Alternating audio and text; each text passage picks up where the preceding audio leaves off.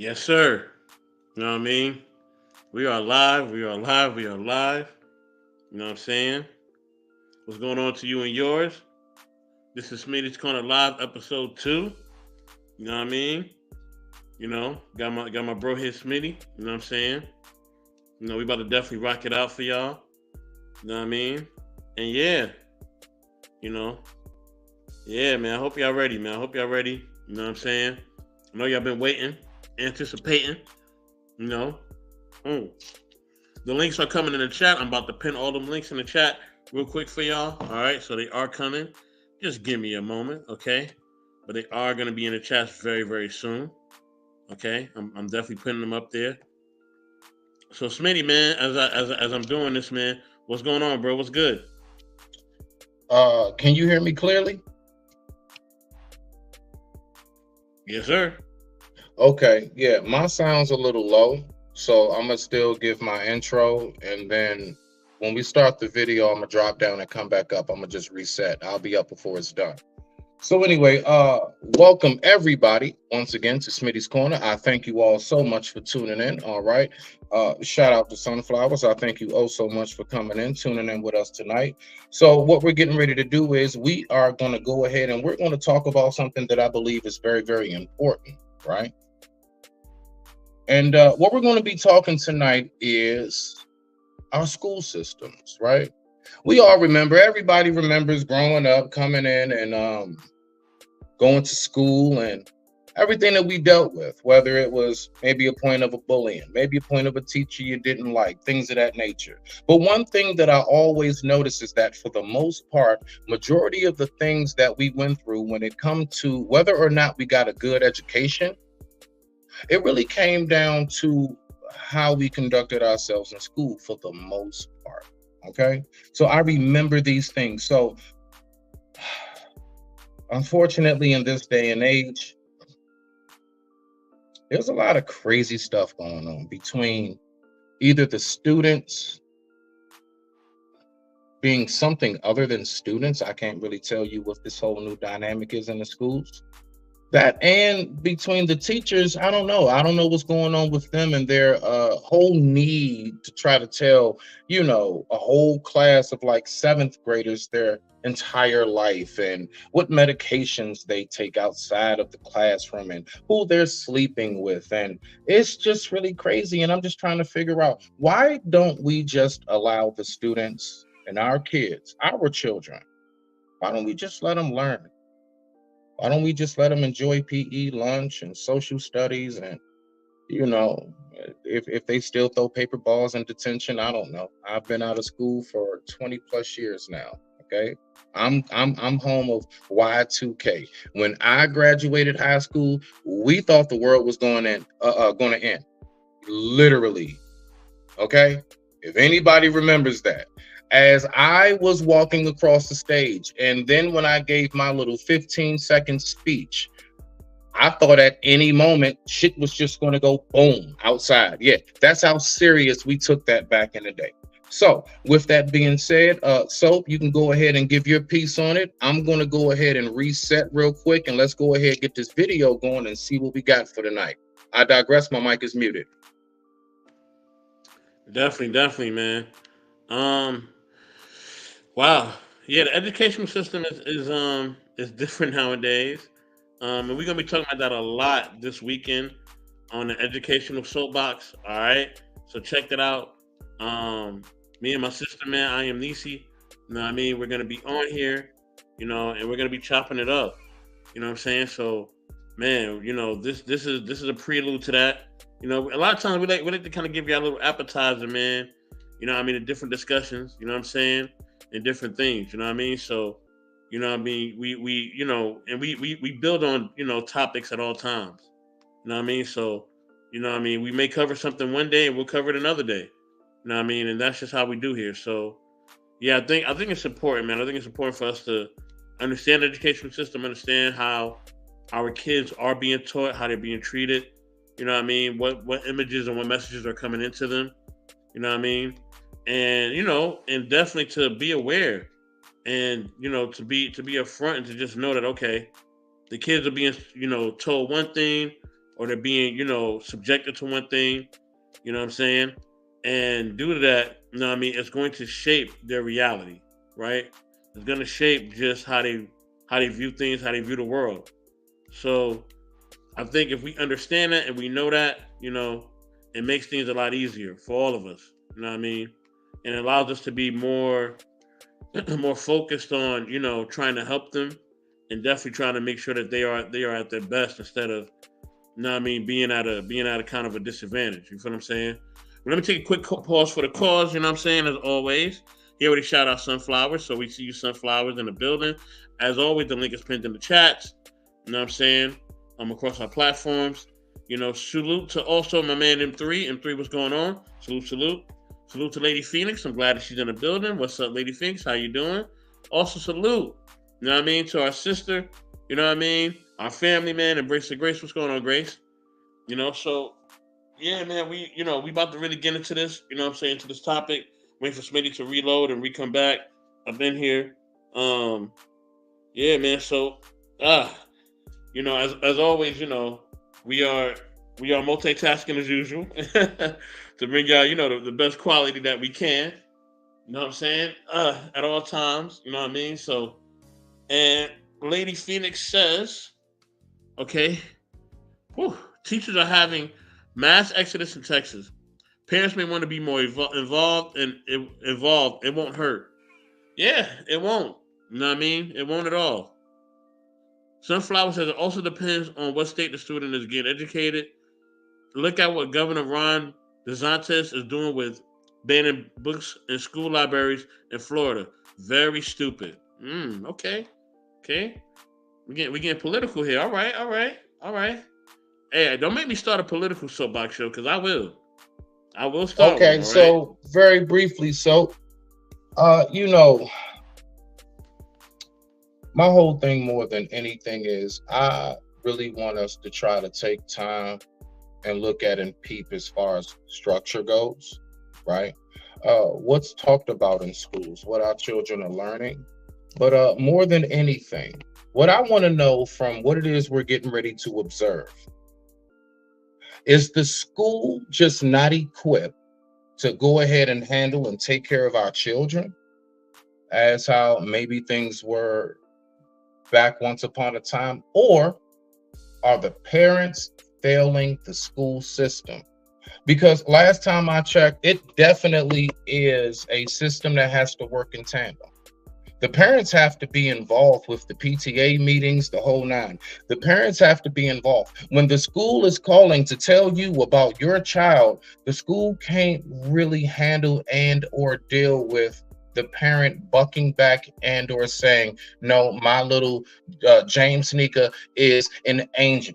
Little James Nika don't never bother nobody. Yeah, she's been into a couple fights, and yeah, maybe she's only like 13 and she's been arrested almost 4 times now, but that's not the point. All of her cases was thrown out, and our little James Nika don't bother nobody. So now where the schools left with? The schools are left with having to make very, very tough decisions when it comes to dealing with our children. Because let's just be for real. While we're at working things for those 8 hours, guess who is our babysitters? Guess who we be hoping open them doors back up when it snows too long because we want to get their asses back up out this house? The school. So from what I remember, if the school called my parents, there really wasn't too much of any what are y'all doing to my baby? It was more so put his ass on the phone. What the hell we tell you? See, this is the shit. You got them disturbing me at work. You got them calling me at work. Okay, all right, okay. Take your ass back to class. I'll see you when I get home. Yeah, that's what that was. You remember trying to play like you was going to clean the house up or had your homework already done? You remember when you tried to act like you already took a bath and everything? You remember when you tried to like fake like you was asleep and then you get woken up out your sleep? Yeah, see, our folks weren't playing back then. And I believe it was a lot more that was a structure that came to play when we're talking about the educational system. But with that being said, I digress. My mic is muted. Go ahead, rock out. So. Definitely, definitely. I think the way that parents parent was different. I think the way that parents parent now is a lot different. But I also think the the amount of pressure that parents face now is different too, man. You know, and I think because of the way the economics are different than what it was when we were kids, right? I think that also plays a factor because now, you know, if you are, even if you're in a two parent home, age, the cost of things, the cost of living is phenomenal. It's not it's a real struggle. You know what I mean? For some, not for all, but for some. Um, Let me see. Did anybody else share anything? Nope, nobody shared anything yet. Definitely make sure y'all show love. You know what I mean? At night, by telling you about, knowledge and relationships and all that. Make sure y'all show love. And then let me put on my banner so you guys can know, who to subscribe to. You know what I mean? Definitely subscribe and show love to all the content creators that are in the chat. Okay? Anybody that's in the chat, definitely show them love. You know what I mean? Definitely like and subscribe to them. You know what I mean? And definitely make sure that you are, you supporting and you following them, man. You know what I mean? Please, show everybody love and support. We all need each other. We all need each other's love and support, man. You know what I mean? And, whatever we can do to help each other, man, let's do it. Okay? Let me just put my banner up. Okay. Got another comment up in here. I'm about to click on it right now. Okay. Oh, nobody left a comment. People are watching. Okay, cool. So, yeah. So, I think it's twofold. It's the parents, but also it is the finances and the way things are right now. Salute to our sister Mo Love. She said hello to Smitty. Salute, salute, salute. Salute to our sister Sherelle. Hey, what's going on, Sherelle? Man, I ain't see you in a minute. What's going on? What's up, girl? We got folks in the building. Salute to everybody stopping through. Let's go ahead and get into this. Rock out, so do what you're doing. Yeah, so Smitty, you just gotta send me the video, bro. Once you send me the video, I'm on. And I'll play it. So I'm just waiting for that real quick. Lady Phoenix says, taking home EC, shop and driver's ed out of school made a big deal negatively. Now Hot Pockets got the number one spot microwave, and poor young men don't even know how to check oil. Okay. I think those things are definitely essential. You know what I mean, in raising a child in certain retrospects, right? You know what I mean, because sometimes the parents don't have no time but to, you know what I mean, give them a Hot Pocket or whatever. You know what I'm saying? So let's go with the let's go with the physical one last, and let's go with the walkout first. Okay. Okay, you sent it to me already? Yes, in your DM. Both of them. It is? Okay, hold on. And while he's going ahead and taking care of that briefly, so just for the people just now coming in, what we're going to be going ahead and we're going to take some time. We're going to look at what happens in our schools nowadays. I'm pretty sure majority of us are parents. I'm pretty sure majority of us have a child, if not multiple, and still grade school, not college. We're talking about K through 12. And I just remember back once upon a time, they really did make sure that there was a connection. There was a real communication process that went between the school and our parents. There wasn't too much the school calling and telling you about your child, and then the parents being like, well, nah, y'all need to treat my little James Nika better. I remember specifically, I could hear it through the phone and they weren't even on speaker. I just hear it through the handle piece. Put his ass on the phone. I could hear it. And I remember actually no. And they're like, no, here. Matter of fact, hold on. We got you, Mrs. Smitty. Boom. And they'll go ahead, hit that speaker, then they'll put that phone back down on that hook. And all I hear is my mother in a very, very calm, but very, very, very dangerous tone. What the hell we tell your ass? What do we tell you? So you like disturbing me at work? Yeah, okay. And I can't even front. I remember those moments being some of the most terrifying moments, because I had to deal with her and my father. I had to deal with both their asses. And I remember these things. I remember like you couldn't get away with that shit. You know, like I said before, wasn't no cleaning the house, wasn't no faking like you was asleep. No. Wasn't making sure you already got in the bath and you already got your clothes laid out the next day and you think you gonna do your homework and she ain't gotta help you. You gonna get checked when she walk in that door. Oh yeah. Oh yeah. You try to run up. Hey ma, how you doing? Get your ass in that room. Assume the position. You know what it is. That's right. And those were very terrifying days. But from what I see now, it's very mixed. It's very, very mixed. It's not too much of it as much anymore. With this whole thing of shit, most parents don't want to be held accountable for the bullshit that they post and do on social media. So what makes you think that they would actually check their children? You can't tell mom or pop shit. What makes you think you could tell Junior or Junior at any goddamn thing? But with that being said, I digress. My mic is muted. Rock out, so. Okay, I'm gonna get to the comments. You said I'm doing a walkout last, right? Say that again. I'm doing the one with the teacher walkout. That's the last video, right? Man, what? Yeah. Oh, okay. All right. Bet. That's the last one. Okay. No. The teacher walking out is first. The altercation is second. Okay. Oh, here we go. There goes Sister Grace. Hey, Grace. Hi. What's going on? What's up, sis? Okay, now. Not much. Okay. What's going on, twin? Glad What's up, twin? I'm here.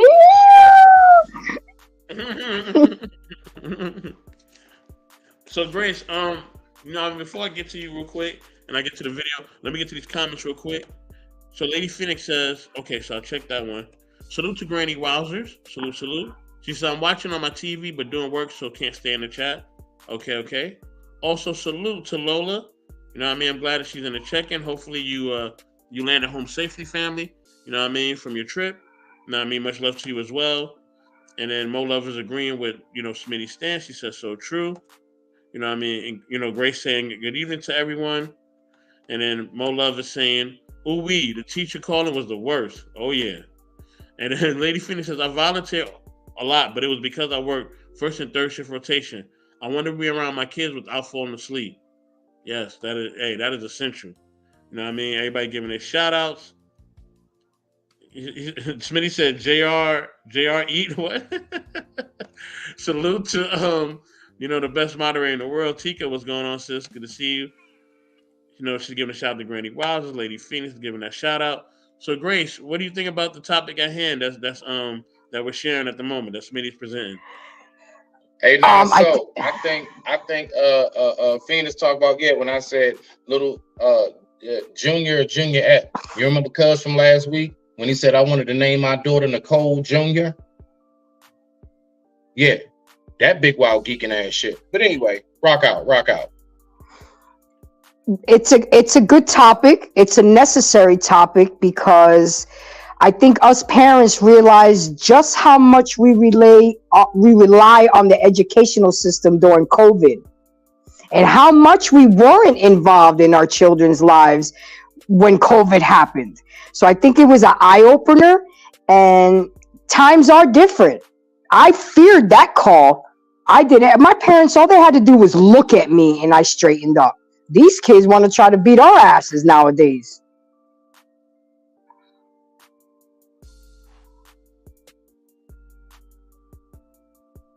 Did y'all hear me? Yes, ma'am. We heard you. Okay. And I think that's a big thing. Like I think that like I said that difference in parenting based on age, based on a lot of different things, that definitely is essential. You know what I'm saying? And I think that the mind frame of kids, and also because the parents a lot of times are trying to work and trying to provide. You know what I'm saying? Provide for us. And provide for their kids. It could be a lot on them. But we got the best moderator in the world as well. We got our sister Tika up in the building. What's going on, Tika? Anything you want to share before I drop this video on us? No, because I just came in because I'm late. But I mean, well, you guys are late, but I'm late too. So please proceed. Hi, Miss Tika. Hi, Grace. Hi, fellas. Salute to my man Midlife Bro Logic. You know what I'm saying? So yeah, let me throw in this video, y'all. I just want to say real quick, excuse me, Top Flight. We are fashionably late. There's a difference. There's a Late, difference. faster, late, same thing.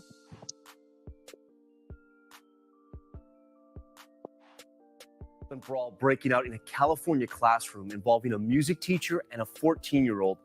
So what started as a fight and why some students are standing with that teacher tonight. ABC's Will Carr picks up the story.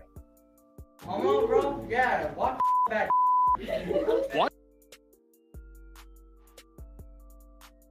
the tense moments just before a brawl breaks out between a teacher and pupil. Bro, did you really say that, bro? This 14-year-old repeatedly calling his African-American teacher a racial slur. Bro, say it too, bro. We're right here, bro. Everybody watch what's up. Hurling a basketball at the teacher. According to students, the confrontation sparked by an alleged dress code violation. You ain't telling me. After asking the student to leave the class, the teacher, Marston Riley, eventually snaps, I'm telling you, right? pulling the student to the floor, pummeling it with repeated blows to the head. Riley arrested, the student sent to the hospital. The community of Maywood, California now split on who's to blame. I think it was both of their faults, like the teacher and the student. I was scared for the kid and probably for the teacher too. While some parents also voicing their concerns. I know kids say stuff that they shouldn't, but he should be accountable. Tom, tonight the teacher is facing a child abuse charge. The student has been released from the hospital, and here at the school they're planning on having counselors on campus first thing in the morning. Stop. Will, thank you. Okay. Now, let me just make this very clear. That's why I don't deal with other people's kids, because I fuck them little niggas up. Not playing. Okay? All right? Point blank period. I got punched in my chest, goddammit. Okay? All right? I got backhanded my lip. Okay? I got popped upside my head. Okay? And I lived. I got over that shit. Okay? Now, what I want to know from you all, okay, so this is my question, right? Gracie, we're going to start with you. We're going to go to Top Flight next, and then, of course, we're going to go to Soap Blast. What I want to know is, we saw the brother throw the first punch. Now, for those who might have kind of missed that part or whatever, the young guy was basically, all right, so he's a teenager. This is high school, okay? Last time I checked, whenever our young bloods who share my skin tone and features be 16, 17 and commit a crime, they get charged as an adult. So I just wanted to throw that piece in. Was the brother wrong? Let's just start there. Was he wrong? Did the school system fail that student? Or did mom and dad fail that student as far as teaching that boy how to conduct themselves and what to say out your monkey ass mouth and what not to say? I digress. My mic is muted. Grace, we're going to you first. Smitty, I'm going to say the mom and dad failed him because everything starts at the home training. That's why you say you ain't got no home training. Everything starts at the home, and then it starts to spread, at school, your friends, social media. And it's a shame that this teacher now is going to go to jail, lose his teaching, and risk his whole career. Yes, he let the emotions get the best of him, but this is not the first time he's gone through this. I think this is accumulation. Not if we say something, not if enough of us rally up and be like, fuck that shit, we not going for it. That boy was wrong. Others have done it. We can do the same thing. But go ahead, rock out, Gracie. So Grace, you think Grace is a reoccurring incident? No, the fact that it's been built up, reoccurring incidents that he has to go through with his students day in and day out, and all those days he let it ride, and then finally he just busted like a volcano that day, and then the kid hit him first. So at what point is it self-defense?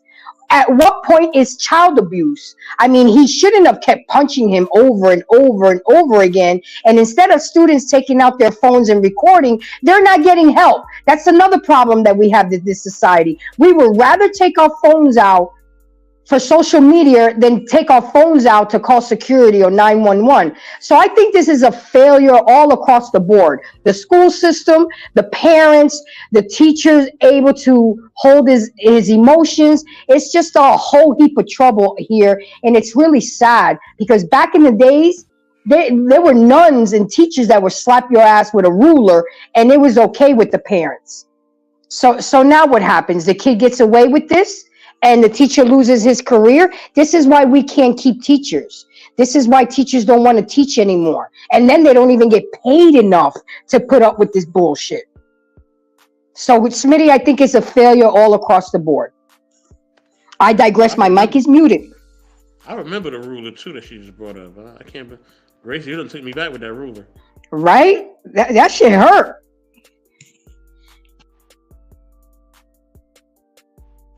Tika, on you.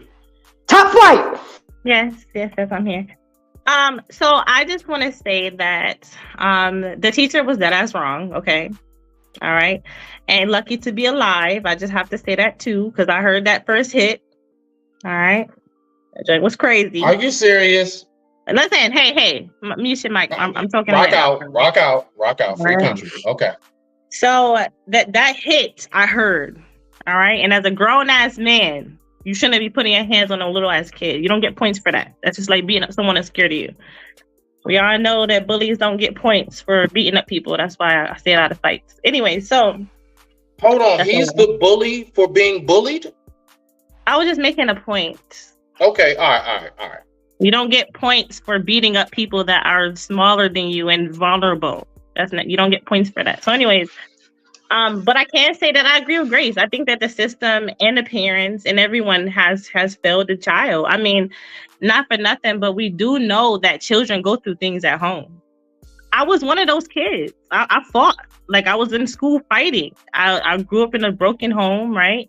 And after that, I kind of just, and me and my siblings, we just got a little bit crazy. So, I mean, luckily I changed my ways because I wanted to. But this does happen. Like, kids go through things at home, so he really should have been getting the help that he needed. Not only just afterwards. So, and I also do agree, like, listen, we need to be setting up like some emergency systems and protocols in these classrooms. If a child is getting out of line, we should be able to hit a button like we do at banks when they're getting robbed. All right. I never robbed a bank, but I do know about the I be digging myself in a hole.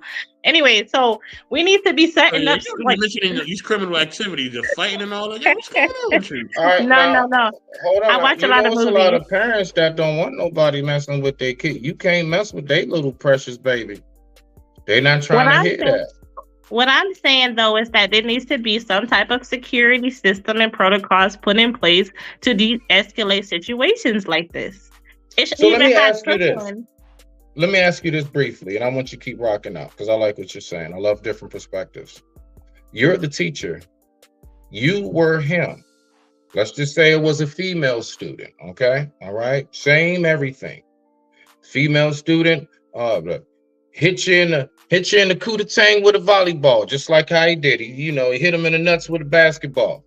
So he did, So my point is, you being that teacher, that student doing that, racial slurs are also being thrown at you. Yes, Miss Pro Black. Yes. So what does Top Flight do in that situation when you're going through that the way you're going through it? You see, me, I'm not putting my hands on a kid. That's not going to happen. Absolutely not. That's not even an option for me. What I'm gonna have even is if that child's putting his hands on you and they're older. I'm not putting my hands on a kid. I'm not doing that. Okay. I can restrain a kid, but I'm not going to be fighting a kid. It's not going to happen. You got to put your hands on them to restrain them.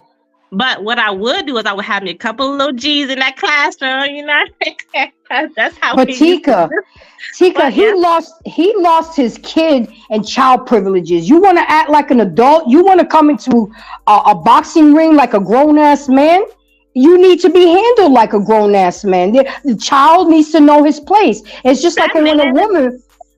Listen, Go not ahead. for nothing, Grace, but he could have killed him.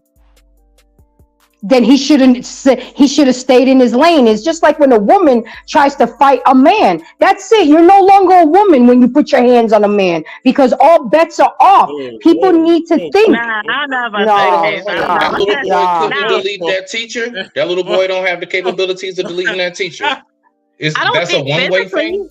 I don't think physically he has the power to delete that teacher. I mean, come on. There aren't stories of teenagers offing their whole parents and family, siblings, and everything. Really? With their That bare boy's hands. age? Really? Hold on, with their bare hands. Don't I think you disappear. need to start looking at some court cases. But rock out.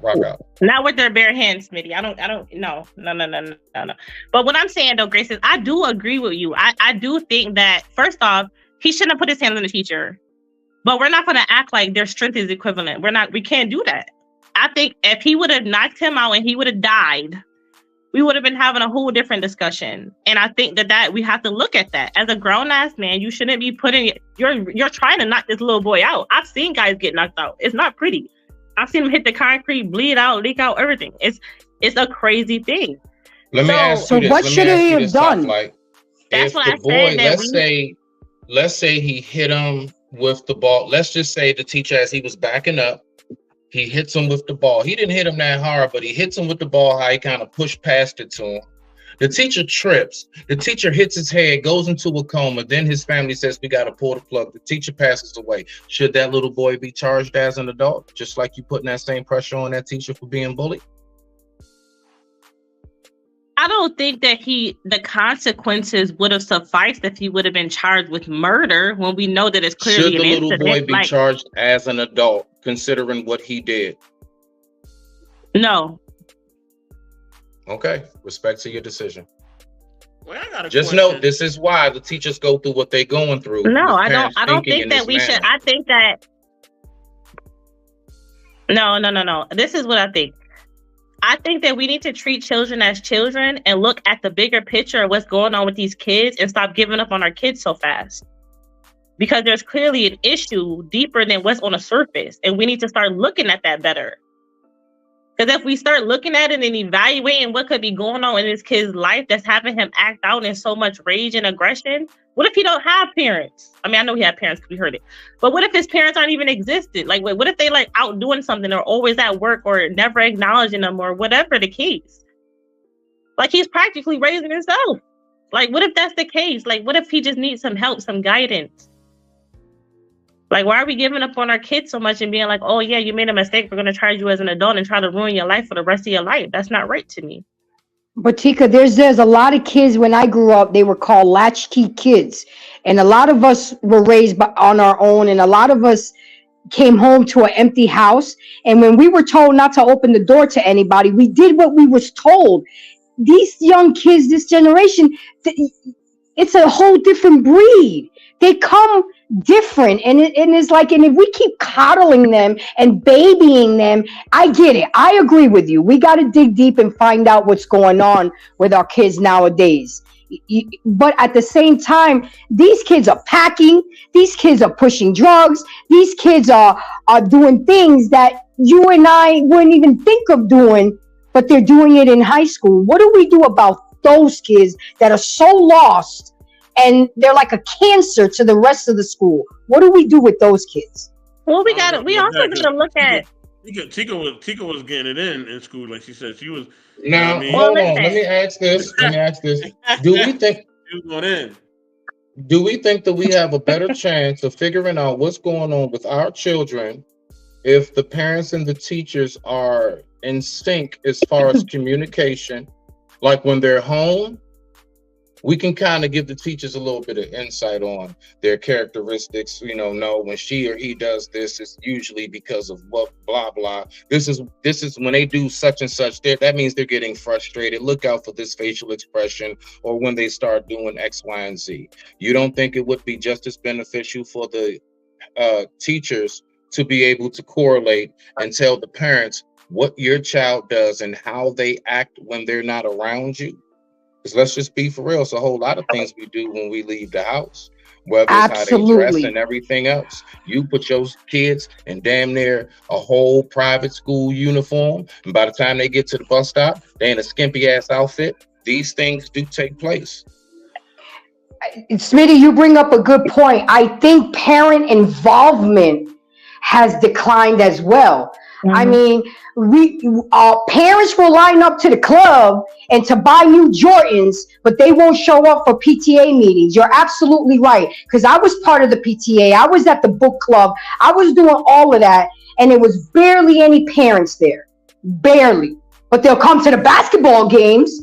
They'll come to all that other bullshit. And then you can't tell some parents something about little Johnny. Not my baby. My baby wouldn't do that. I saw it when I was coaching basketball. Parents would just drop them off and leave them with me and won't even come pick them up sometimes. Or I'd have to wait there for an hour because I'm not leaving no child by themselves in the dark. I would wait. And after an hour, I would end up taking them home. So yeah, I think also the big problem is with these young parents, babies having babies, and they're not involved in their children's life enough. I get it. A lot fall under the category of neglect. Yes. Leaving one's minor unattended. It's not your job. You're off the clock. Hours are done. I mean, I hear you, but I'm not going to leave a child. And I believe you. I believe you. These are the things that I recognize and I notice that takes place. So it's not just the school system. It's also it's parents. Us as the parents involved with them at school and our involvement outside of the classroom. But go ahead and rock out. I know that's all I really had to say because parent participation and involvement is at a low. They'll come to the stupid shit like a basketball game or whatever, but you don't come to college career day. You don't come to. I remember when Jordan used to play the freaking clarinet. He sucked, but I still went to his little play and videotape him and made the biggest deal out of it. You know why I do that? Because I remember when I was a kid, my dad did everything for me as a parent, but he was never there. When I looked up at the bleachers, he wasn't at a game because he was too busy working. I had the freshest Jordans. I had everything. And I remember more the feeling of him not being at my game than the Jordans and stuff. And I told myself I would never do that to my kid. I would take off. I would take PTO. I would do what I had to do to be there for him. And I told my job that once. My kid comes before all of y'all, and I only have one. So if you guys don't accept the fact that I can't come to work tomorrow, then oh well. Y'all not the only jobs in this world. And I think parents need to stand up more. They give more to their jobs and other BS to their children. And it's a generational thing. I digress. My mic is muted. What do you say to the parent that would say to you, well, if it wasn't for me working all these hours, I wouldn't be able to pay for their basketball and soccer uniform. I wouldn't be able to have their back to school clothes. I wouldn't be able to make sure that all of these things that are needed for them to be able to have at least the best form of education possible without those hours. What do you say to that parent that's kind of forced to put those hours in to make sure that child has the best possible outcome that they can provide? Okay, so maybe instead of putting him in an elite travel team, which costs a lot of money, you put him in the rec, which is much cheaper. There are sources of income that parents can reach out. There are maybe you need to do better budgeting and budget your money better. I mean, there are solutions for parents. Tracy, I know why a lot of parents put their kids more so in the school team as opposed to the local recreation center. I played for both. I played for my high school and the local rec. Because you get more exposure. Scouting. Yeah. At the high school games, you have a more likely chance that there will be scouts that will be for colleges. And you can possibly get you a scholarship and your people's don't have to pay for school. From college, you would have scouts that would be from the NBA. Thus, you will go ahead and be in the big leagues. But that's generally why parents do it, just to give you a little insight. Rock out. And no, of course, I know. I know. I coach basketball, but what's more important, the embetterment and the mental health of a child, or trying to get him in the NBA? You see where our priorities at? Okay, you do all this and you get him in the NBA, but he's fucked up mentally. He has abandonment issues. You know what? You have. It's the lesser of the two evils. Well, not really. Your child should be first priority. And I get it, Smitty, but at some time we have to take our children accountable first. Okay. First, you know. Okay. So this is my question to the whole Hold on, group. So you want to get to the comments? Let me step in real quick. Let me give a salute to Grizz. What's going Go ahead. on? Rock out. Rock out. Salute to Evolution Era Media. But let me play this last video, Smitty. Then we can just rock out with all the questions. Let me knock out this last video. Ahead, and then I'll get to the other load of questions I have. I have quite a few. Go ahead. Sir.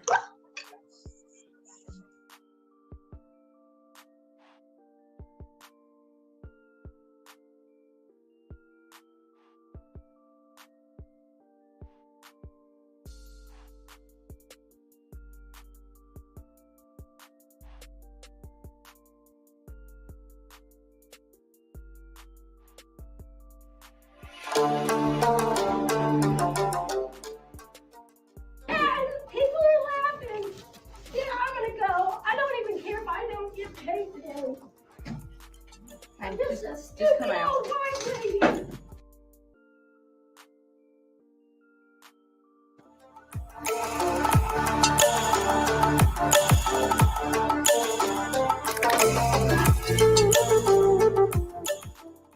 That's all. Oh, God, ain't no way I can start this. Yeah.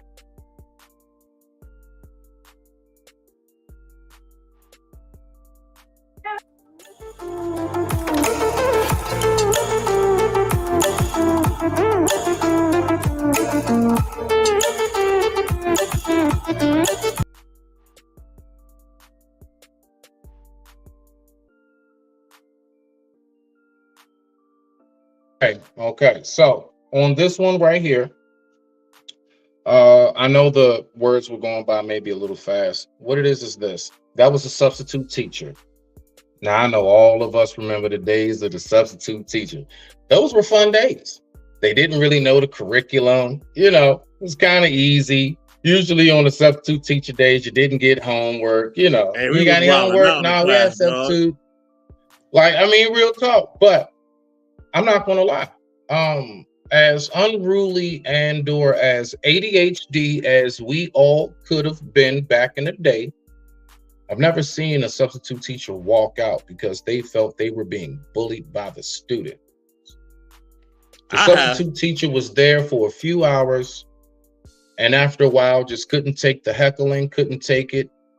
And they, you know, she went on ahead and left. Now, what I want to know is this. Again, is she wrong for walking out on her job that she gets a salary for? Is she wrong? Or would you all have done the same thing if you're dealing with a bunch of kids? Now, Top Flight said it right here. I would not put my hands on anybody's kids, right? Okay, cool. So Gracie, we're going to go to you first and work our way around the board. Was the teacher wrong for leaving duty and leaving those kids unattended like that? Or would you have done the same thing? I digress. My mic is muted. Rock out. I would have went to security. I wouldn't have left my job. I'm not going to leave my livelihood knowing I got a kid to feed at home. But I would have went and got somebody and say, look, I can't control these kids. I need somebody in the classroom with me, or I'm leaving. She could at least try to de-escalate the situation first before walking out, because she just walked out on her job. That's job abandonment. You know, she looked like it was a little cuckoo. You know, maybe she had.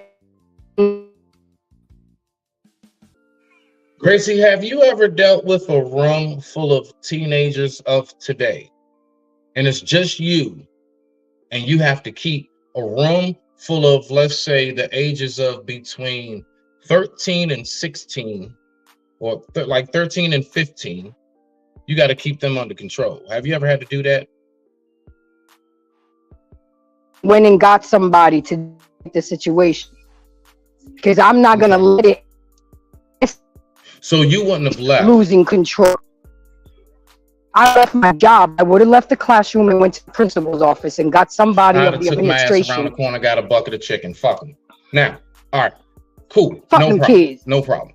No problem. Miss Top Flight, what would you said have fuck done them in kids. that circumstance? Huh? She said, "Fuck them kids." So I would have. Yo, listen, I am a master now, right? I grew up in chaos. Listen, I had a little bit of a hard life, so this sounds bad. But I grew up in chaos, all right? I grew up in a very loud environment. Nothing does anything to me. I'm about to give me a good book, right? And I'm gonna let them do what they want to do. They want to be sitting there spitting on how do you say, like, those little type of paper ball, little spit balls at the window. Do whatever you want to do.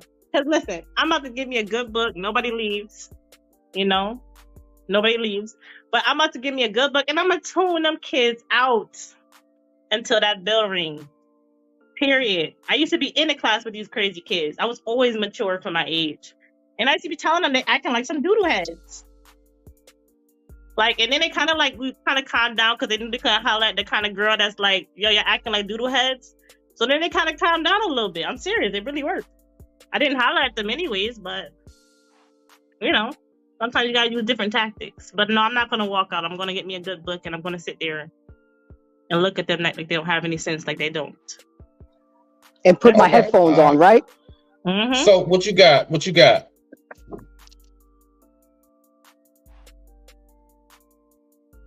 Is he there? So I'm here. Hold on. no, all right, make it sure. What kind of streets of rage being on me? Yo, these stories you're telling, I don't know what was going on in your neighborhood, but oh my gosh, you making it sound like it's a war zone out there. I'm Not scared. just neighborhood, a hood. Grew up in a hood, Let it be known. Yeah, I got real up in there, So yeah, it was wild. Robert, come pray for us, man. Come pray for Teachers Hill, for real. Oh my So gosh, it was wild. It was wild. It sound like it still be going down somewhere. Because you say you got some thugs and all that you're gonna bring with you to the classrooms and all that. You're the teacher. I don't know what's going on right now. What I said was, hold on, no, let me clarify because I don't want people to think I'm just out here beating up kids. No. What I said was, as a teacher, I would have gotten real smooth with the other kids so they could beat that kid up. That's what I said. Now, I was probably just playing. I don't know. Check with me later. Okay. So this is where I am with it, right? Okay. All right. So you guys know I'm a very, very gentle, kind, respectful, I do have my softer side to me. So what I propose is this. I propose we have security with bamboo sticks, right? And what we do is literally they can just whoop the shit out of them. Now, I know people don't agree with that. That's okay. But since we don't agree with Smitty's method of, I agree with a group of samurai Asians who just two-handedly beat the shit out of the kids. If we don't agree with that, how do we suggest that the teachers have the authority and ability to keep our children in line so we don't have to call or come home from work early and go ahead and take care of it ourselves? Obviously, detention is not working. The clapping the races is not working. It's not working. Now, I would say something I do believe still has a large effect is your grade point average affecting whether or not you can join the team and things of that nature. I do, because I remember that, you had to have a 2.5. You had to have a 2.50 if you wanted to go ahead and play. I remember them days. So what do we do to keep the kids in line while us as the parents are at work without beating the shit out the kids? What do we do? Because in other countries, that's what they do. We should make it mandatory that they come get their kids. What? Yeah. Yes, that's what I said. I said we should make it Elaborate. mandatory. Tell me more. If your kid is acting up in school like a little kid, little baby boy, baby girl, you're gonna come get your kid. All right, you're gonna come get your kid and have it have some sense when it comes back the next time, and then we're gonna see where that gets us. Because if mom and dad gotta come home from work, then they're gonna care more about that. Come get your kid. You're gonna be in here, and then we're gonna let them go anywhere in the world if you don't come get them in like about 15, 25 minutes. Do you really think that's going to work? Yep. So just hitting them in the pockets, and that always works. Okay. Gracie, what do we do besides beat the shit out of the kids?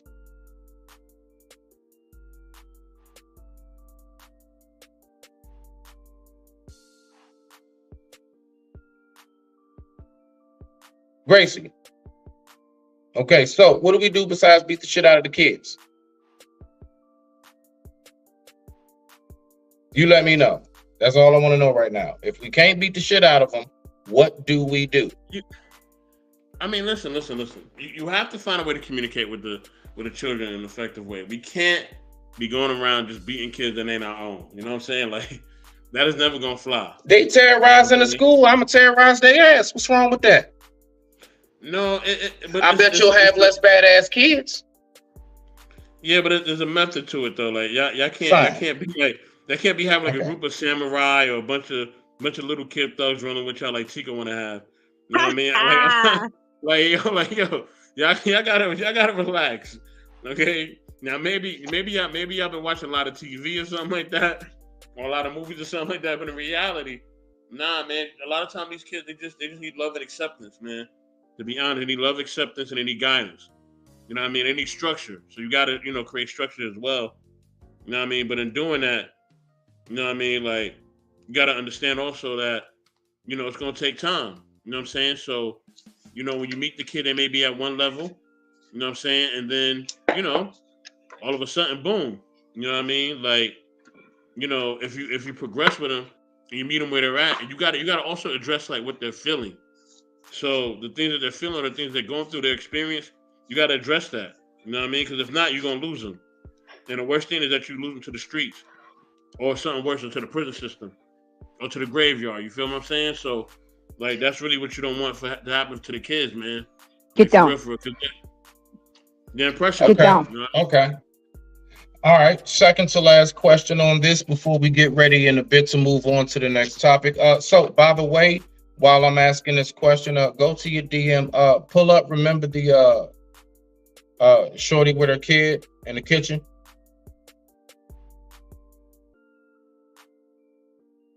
You remember? So. It's in my DM. I'm looking for it. Hold on. Okay, making sure. I bet. So look, while he does that, ladies and gentlemen. All right, so last two. This is what I want to know when it comes to like the schooling thing. So I've heard a lot of people who have actually been saying they homeschool their children. Now, I'm kind of torn between that because I do believe, at least from my experiences growing up in the public school system, as much as there was some setbacks in it, and there was some things I remember that was pretty effed up, I can say I really, really learned how to sharpen my social skills because I was around other kids, I was around other type of adults and different type of energies and everything else. So, that was part of my growing process. But a lot of people feel as if like homeschool is better. So let me start off. Okay, we're going to go to top flight first. We're going to work our way around the board. Is homeschool the new move now as far as giving your kids the education that they need? And do you believe that you can homeschool your kids and they still grow up with adequate social skills in life? Top flight, you got the floor. I digress. My mic is muted. Man, you got to resend the video. You got to resend it. All right, I'm about to do that. Yes, sir. I think that like homeschooling could be effective. I don't know if it's the answer because, and I'm gonna say that because I think it'll be effective, especially with these like school shootings. A lot of people are like scared to put their kids in school. I mean, there has been a lot of things happening in the school system, and there has been a lot of people, little kids getting killed in the schools. Can't ignore that. I I mean, so it seems to be a safer option, but I do think that it'll be a lot of effort to homeschool your kid. First off, I mean, have y'all seen those curriculums lately? You know, that second grade math, fourth grade, whatever they're doing, that stuff ain't no joke. I've seen it. It looks crazy. So, I mean, I think that it's going to take a lot of educating ourselves via YouTube. And then, it's going to take a lot of effort, like leaving work, having a at-home job or something. But I think if you're willing to put in all that work to homeschool your kid and you're serious about it, I think it could be a good option. But then you're going to have to go out and do more social stuff with your kid or send them to social settings and stuff too, so they can get that social aspect. But I do think it's possible. It's going to take a lot more effort. But yeah, it's doable. Safer for sure. Okay, beautiful. That's what's resent to you, buddy. So you can go ahead and pull that up. Gracie, what you got for us on that? As far as homeschooling, I'm still on the fence about that because I'm with you, Smitty. It teaches kids to get up in the morning, get a routine, what it's like to get ready for school, it's like getting them ready for real life. And just like you said, all these single moms, they ain't got time to be homeschooling. They got to go to work. They got bills to pay. Who got time for that? And you're right. School teaches you social skills, how different experiences, being exposed to different things. So you locked up in the house all day. Then you locked up in the house on the weekends because you're not going to go play ball. You're not on a school team. You're not on a school club. How are you going to become a well-rounded person, especially if you're an only child? How I look trying to teach Jordan algebra, or I can't even do factoring and polynomials and the y slope and x slope. I think that kids need to go to school. We need to change the school system, not the system that we've been having all this time, going to school, getting up, eating breakfast, waiting at the bus stop while it's 14 degrees. It teaches them about real life. Whereas homeschooling, I feel they're being sheltered, no social skills, and they're not really learning what the real world is about, and they're not being competitive. Because remember when you used to sit in the classroom and Smitty, they gave you your test score, they gave me what you got? Oh, I got this. Well, I'm not for it just yet. I mean, if you could show me where it was very successful and it could happen, because I've seen it. Like Tika said, these curriculums for these homeschool, they're hard and they're more demanding than the regular school system curriculum. But what about their social skills? What about interaction? So I'm with the regular school system. We got to fix the school system, not start something new and then half-ass that. Why can't we just master one thing and keep it moving? I digress. My mic is muted. I will say this though, right? What you got? What you got? So I will say this, and salute to ACOG Club Podcast. Salute family, salute. Make sure y'all like and subscribe to ACOG Club Podcast on all social media platforms, all right? You know what I mean?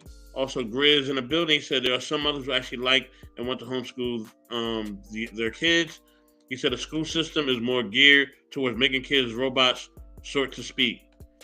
I'll say this, it's pros and cons in both, right? So, but I'll say this, and Grace, I'm just gonna be quite honest. Some parents want their kids to be sheltered. I mean, I'm just being real about it. Some parents want that for their kids. They want them to grow up in a sheltered, safe, utopian environment. You know what I mean? And they kind of maybe live in a community that's like that as well. Because if you're homeschooling, that must mean you got some money. You know what I mean? Like, I don't see no people who ain't got no real finances being able to homeschool. Like you said, they got to work. So more than likely, you got some finances coming in that's allowing you to do that and have the time to homeschool, right? So and probably a good amount of finances, to be honest. So my thing is, at the end of the day, right? At the end of the day, like some parents want that for their kids. They want them to be in a safe environment. I know somebody like that. Like she has her son homeschooled because she don't want him to learn certain things about the genders or whatever. They're very religious. He said the school system hasn't changed since the early 1900s. Okay. Yeah, you know what I mean? Like, and she wants him to kind of grow up, in a sheltered environment. You know what I mean? And really, he is in a sheltered environment. Like, he ain't around no hood or nothing like that. He live in a very sheltered area. You know what I mean? So he ain't gonna never experience what I experienced or somebody else experienced. He gonna drive right past that shit. You know what I mean? Especially the money that her and her husband have. He'll never experience what I experienced as a child. Never. Or as an adult or a teenager. He will always have a sheltered life. Like, his life is geared for that. He is financially set up for that forever. You know what I'm saying? Okay. So, yeah, some kids have it like that. You know what I mean? You know what I mean? And we know that we ran into them in stores, or if we go to a nice neighborhood, we had a restaurant. We all know, we all grew up with some. You're right, so. No, you know what I'm saying though, right? Like, the people who are I just do. sheltered, they ain't never been through nothing. They ain't never seen nothing. They ain't never, had to step on no glass or nothing like that. Like, they never been Right. in a poverty-stricken area ever. They've only drove past it, or they've only been there to maybe help out, and then they're leaving and going back to their safe communities. And I know people that's like that. You know what I'm saying? So if they're growing up like that, then yeah, like, they don't really need to be like in a regular population. If they don't, the regular Right. population may actually like it may cause some harm to them because they ain't used to that shit. You know what I mean? They used to being around certain types of class of people. You know what I mean? It's true though. I mean, it's not everybody, but it is a true retrospect of that. But go ahead, Smitty, before I drop the video. My bad. Nah, man, nah, for real. So, nah, you was dropping some gems on that, bro. I appreciate that. That was an No awesome doubt. perspective. Nah, respect to that. So this is my last question on this whole perspective before we go ahead and move on to this next video, because I really want y'all take on this next one. This next one is pretty damn well. This is wild. All right, so here we go. Last question on the teacher-student topic. What I've noticed when I look at a lot of these videos, and I'm pretty sure I'm not the only one that's peeped this, the biggest issue that teachers are having with the students nowadays is that damn cell phone. Now, me, 80s baby, like I said, graduated class of 2000. Wasn't no cell phones in school. Okay. We that out of anything that a teacher had issues with, maybe us asking to go to the bathroom too much, faking like we sick, the whole nine, being late for class. Cell phone was never the problem. That is very much so a big thing. Now, I get it. Catch-20, right? That catch-20 in that is there are a whole bunch of parents who, and my child does, my daughter's she's 16, she's in high school, and I made sure that she has a cell phone, right? Primarily because I recognize that all of us know it's a lot of crazy things happening in our kids' schools nowadays. Randomly, it's shootings and things. So parents want to make sure that their kids have a phone, hey, you okay, the whole nine. But what I notice is that education, the actual learning process, is being sacrificed due to that damn cell phone. So we want our kids to be safe. We want to make sure that they can contact us 24/7 anytime they need to, just in case, because that's my baby, that's my babies, right? But education's being sacrificed, and a lot of kids are not learning. They're not retaining the information simply because of them texting throughout the class, throughout the school, and everything else. So my question is, do we allow the kids to keep the phones? Now, what I proposed earlier was all the kids have to take the phone. You give them like a barcode number, and it's a room. It's like an office place where there's a bunch of safes, and you keep the phones there until the bell rings and folks is getting back on the bus. No phones during school. Okay, that was my proposal. You got to turn it in, and when you want to pick your phone up at the end of the day, you go into the office. People's back there at the office. It's like 3-4 of them, like cashiers and shit. And you just go, you give it to them, and they scan your barcode, and they go ahead and grab your phone up out of the thing, and you get your phone back, and you go and take your ass about your business. Now that's what I propose. So with that being said, I digress. My mic is muted. We're going to work our way around the board. Top flight, we're going with you, Gracie, then Soap. Rock out. I like that idea. But I mean, then we will still be confiscating it, and then they still can't use their phone in the case of emergencies. But 'cause I really just thought about that. But Let me see. I do think that kids should have a phone. I think that we should just have kids be accountable. As long as it's not disrupting the class. I mean, if they wanted to be on their phones and fail, then I mean, sure. I mean, I think that we should let them. That's going to be the biggest lesson they have. I would note it, Sarah was on her phone the whole class. And then, that's something to bring the teacher conference. That's it. This is why she got an F. Now, if Sarah get an A, I mean, hey, I want to see what she's looking at. It might be the answers. All right. That's all I have. I don't really know. I'm drinking wine.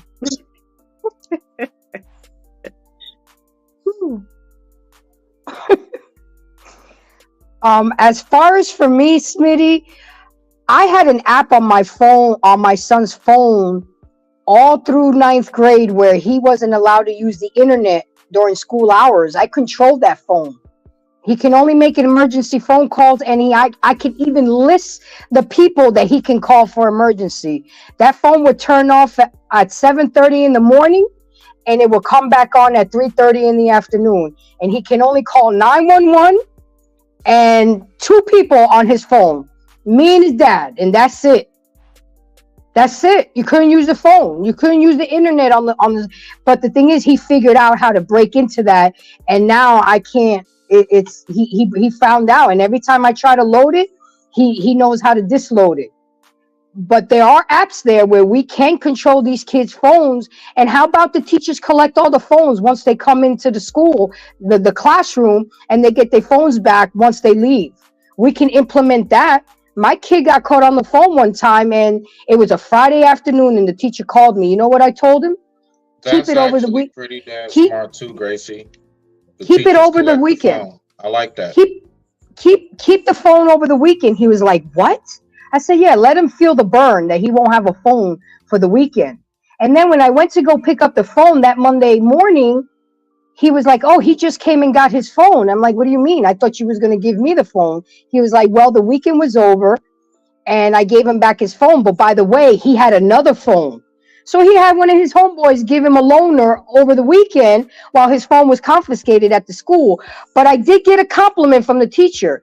He was like, you are really rare, because most parents would have came up to the school and cursed me out for taking their phone. But you told me to keep the phone over the weekend. See, that's another thing. We uphold our children's bad behavior. A lot of parents uphold their children's bad behavior. I told that teacher, I'm busy. I ain't got time to pick up his phone. Put it in the school safe and I'll come get it Monday morning. And if more parents did that and stood 10 toes on the discipline, then maybe things would change. But again, Smitty, I think that's a good idea. We need to collect the phones at the door as they walk in, and then we need to go ahead and give it back when they leave the classroom. And that could solve that issue. What they need a phone for during school? Oh, I need it for the internet. You don't need shit. All you need is to pay attention and write your notes down and shut the fuck up.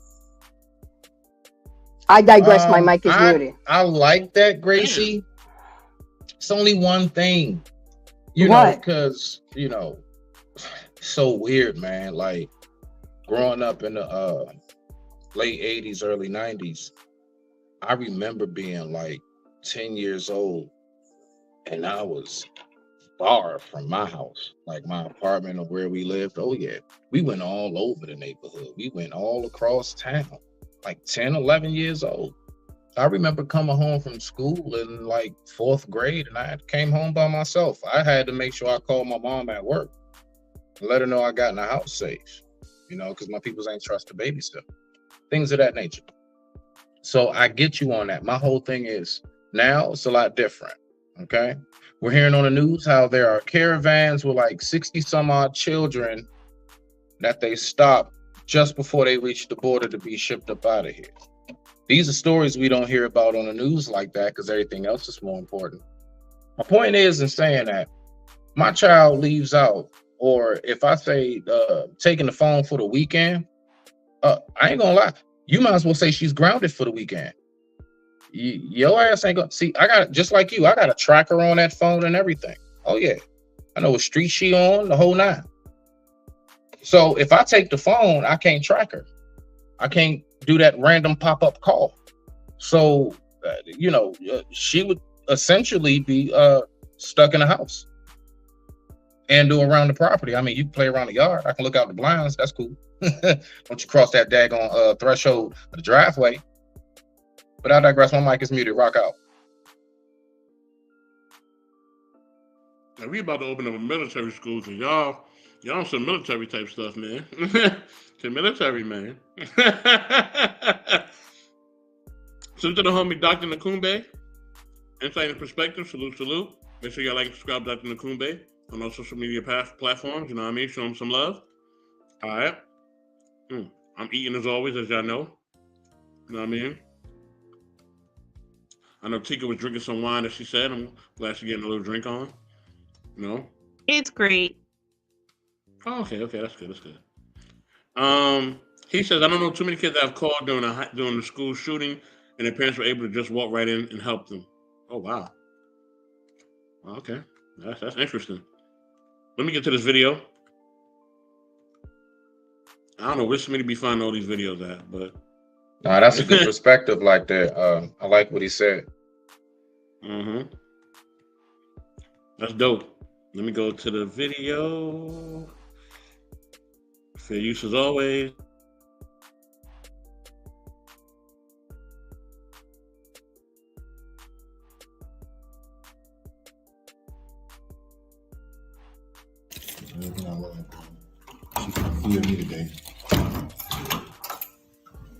Hey, so.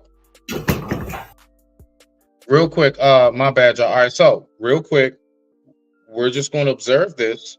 We're going to look. All I want to know is two things. Is the brother wrong for how he feels and what he's seeing or what he thinks he sees in this situation? Okay. And do you believe her and what she says as her response? All right. Is he wrong? Is he right? And do you believe her? I digress. My mic is muted. Rock out, so.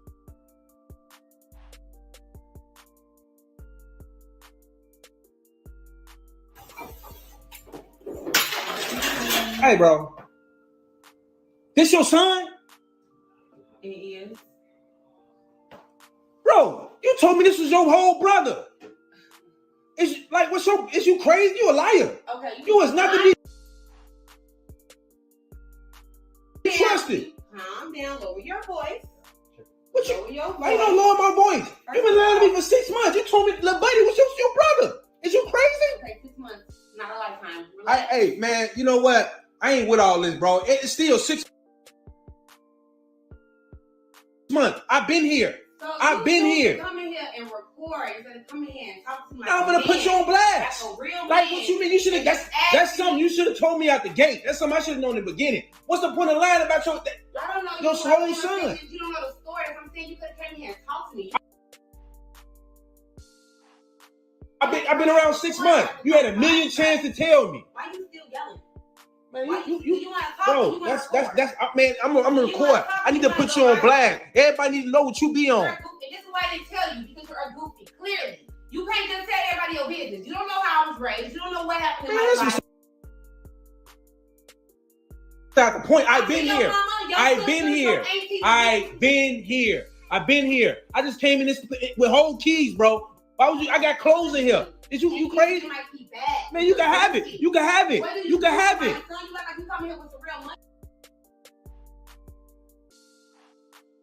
How would I do something for a child? You told me that was your brother, though. You act like you pay bills. You told me that was your brother. That's bull crap. Man, that's bull crap. That's bull crap. Hey, y'all, check her out. Check her out, y'all. Like, check her out, y'all. Like, you a real, you ain't no good. You ain't no good, bro. That's why I won't do nothing for you. That's why I don't trust you. Like, you right. Hey, look, buddy. Hey, shorty, check it out. For what? But I'm no good. You clearly All right, whatever. Clearly your feelings about me. Hey, man, you know she been telling me all this time you was her brother. Why is you gonna go with my son now? Real, that's a goofy. You're a goofy. You're a goofy. That's people why need to I know. tell you. People need to know. He's 16. Don't, man, still, how would I know that? 16. You told me that was your brother, though. Yeah, but You he's a the same real live goofy for this, bro. You are not to be trusted. man, I'm gonna keep it there, man. Don't touch me, bro. Don't do that. We ain't gonna do that. We is not gonna do that. Man, you know what? You're right. I just need to get up out of here because yo, you ain't right, bro. I've been there for 6 months. I don't care what it is, bro. Really? That's something you don't lie about. You are not to be trusted. You are not to be trusted. You thought I was gonna find out? You thought I wasn't gonna be found out? Like a man, like who you go talking to? You ain't got to talk. I ain't talking to nobody about it. It's just telling my life. I got a phone call about it. I got a phone call. What does that got to do with me? You should leave that back there. You knew. You leave that back there. But lying about a whole child, that's not cool. That's not cool. That's not cool. That's like me telling you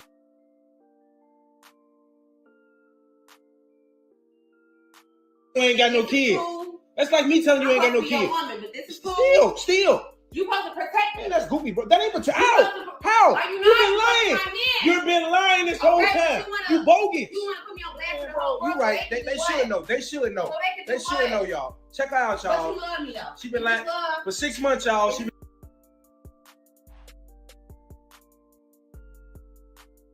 been telling me her son, her whole brother, 6 months. You right. It don't even matter, bro. I'm just gonna get my stuff. I'm gonna get my stuff and go on about my business When your mama wasn't letting you come out, I don't want to hear none of that. That has nothing to do with it. You still been lying about the whole child. That's you call your brother. You bogus. Are you perfect? You bogus. If I didn't see you with your kids in the last 6 months either. Man, I ain't got nothing to do with it. But you know they my kids though. I ain't said it was my niece and nephew. Okay, but don't act like I ain't lying. Said it was my niece and nephew. Where your kids? Man, bro, this ain't even. Now you trying to see? Where your kids? You a narc, bro. You a narc, bro. Now you trying to flip it on me, bro. This whole, bro. I just had to find out through some other people. This your whole son. This your whole son. And I love him with everything in me. And I take care of him. You sure? You sure? So why lie? It don't matter. Why lie? Why lie?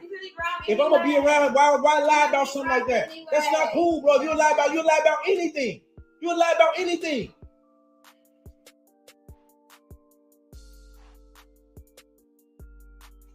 Bro, you bogus. You overwrong, bro. You overwrong. Come on now. What does that got? What you been loyal? What they gotta do with anything? Have you been loyal? All right, okay, whatever, Right. whatever, bro. Right. Whatever, bro. You right, bro. But you sitting here lying. You just been lying all these months saying that was your brother. That's so down and dirty. That's so down and dirty. Ain't no telling what you been doing out in these streets. Ain't no telling. Ain't no telling what you lied about. Are you done? Man, you know what? I'm just gonna get my stuff. Bye. I'm just want everybody to know. Y'all watch out for her, yo. All she do is lie. She is not to be trusted. None of that. Okay. Bye. You right, bro. I don't even know why. I should have just been gone. I don't even know I messed around you that long. I am. My baby daddy was never. You right, man. You right, man. Well, I'm just gonna get my stuff and go on about my business, bro. I'm just gonna get my. It don't even matter, bro. It don't even matter. It don't even matter. Now you just got caught up. Now you wrong. Now you in the wrong. Now you want to try to flip it on me. You ain't no good, bro. You typical.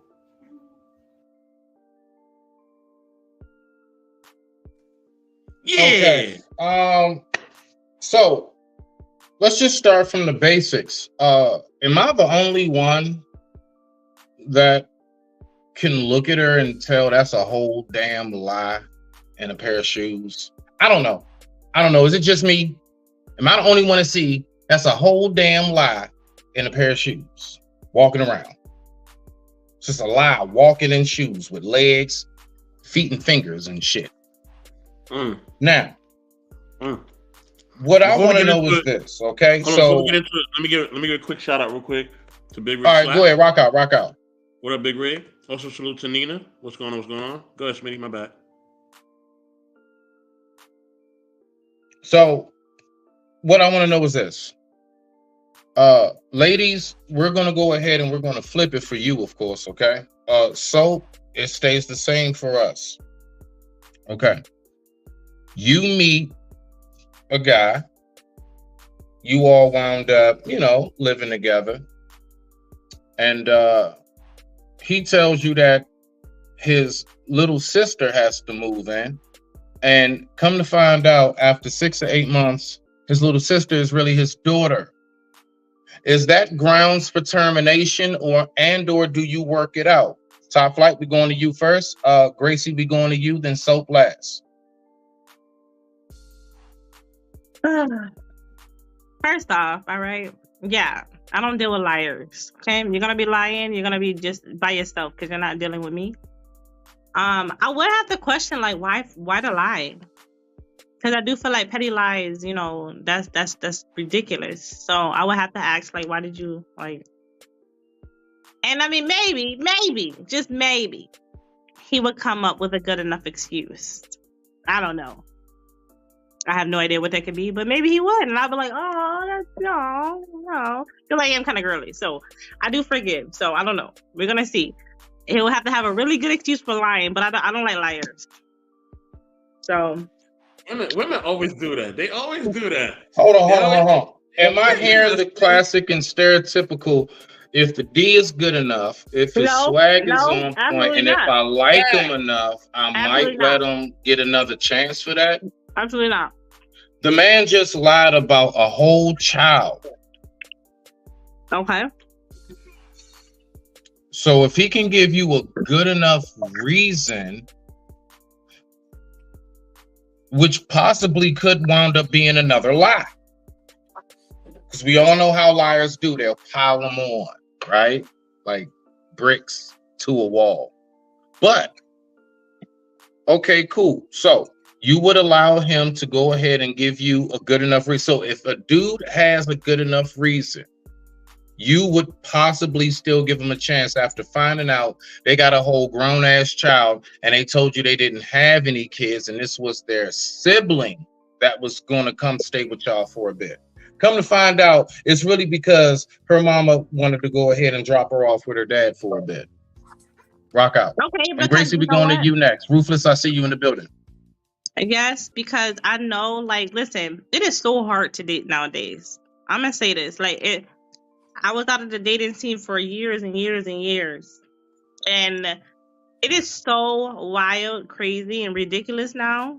It's a whole nother world. So people are kind of reluctant to share their personal business, just thinking that they will be out of the league. Like, that's just kind of what it is. It is a weird world. So, I mean, weird shit happens. I don't know. Maybe. I said maybe. God damn it.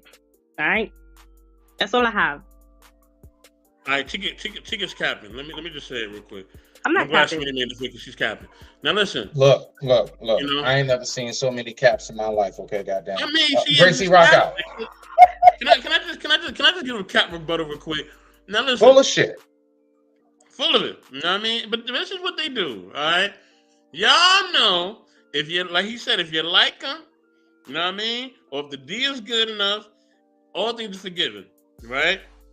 That's why you got some men out here, no matter what they do, right? No matter if they're in and out of jail, we know some of them are celebrities, right? No matter what they do, these women ain't going nowhere. Okay? You're going nowhere. But you're front because you're watching, I guess, Beyonce, or you're watching Waiting to Excel, the movie, or whatever you're watching, right? And you want to sit here in front for your homegirls and act like you're strong. But you're just like the rest of them, you're weak, all right? And all it takes is the right man to come along and the big body bends. You know what I'm saying? And you're gone. All right? You're finished. You know what I mean? None of you can fight off the good D and a big body bends. And I digress. I would say that's not correct. I'm going to stand on that. I don't care about no curves and I don't care about no D. It's about the P. All right, everybody know that runs this world. Yeah, all right.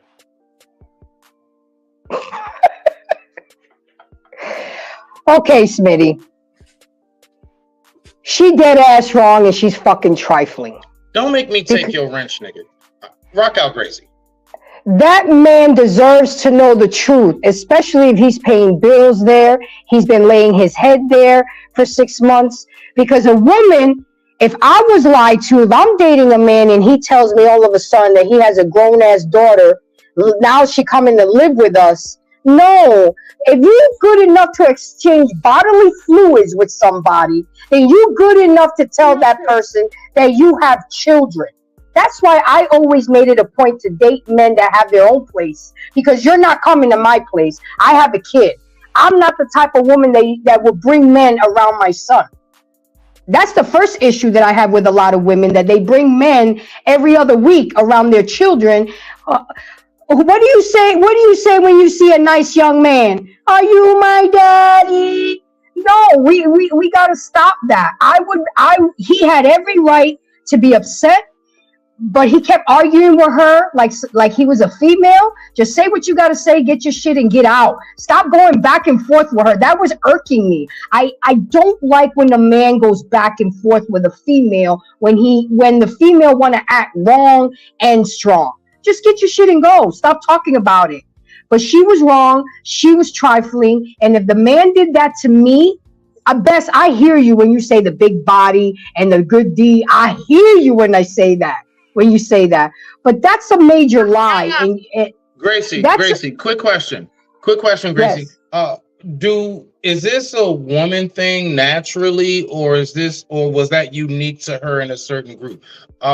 When he said, look at her, y'all. So is this a natural thing that when women are caught in lies, they turn around, dip low, and shake that ass and twerk? Is that a natural response? No, that's a ghetto trifling response. Okay. Because I had to ask a woman because I never want to go ahead and assume, because when you assume, you make an ass out of yourself. All right. A real woman would have tried to apologize and be humble and be like, look, I really wasn't sure where we was going. I wasn't comfortable telling you. I apologize. I know I was wrong, but I feel now that it's time to tell you maybe the way I went about it was wrong.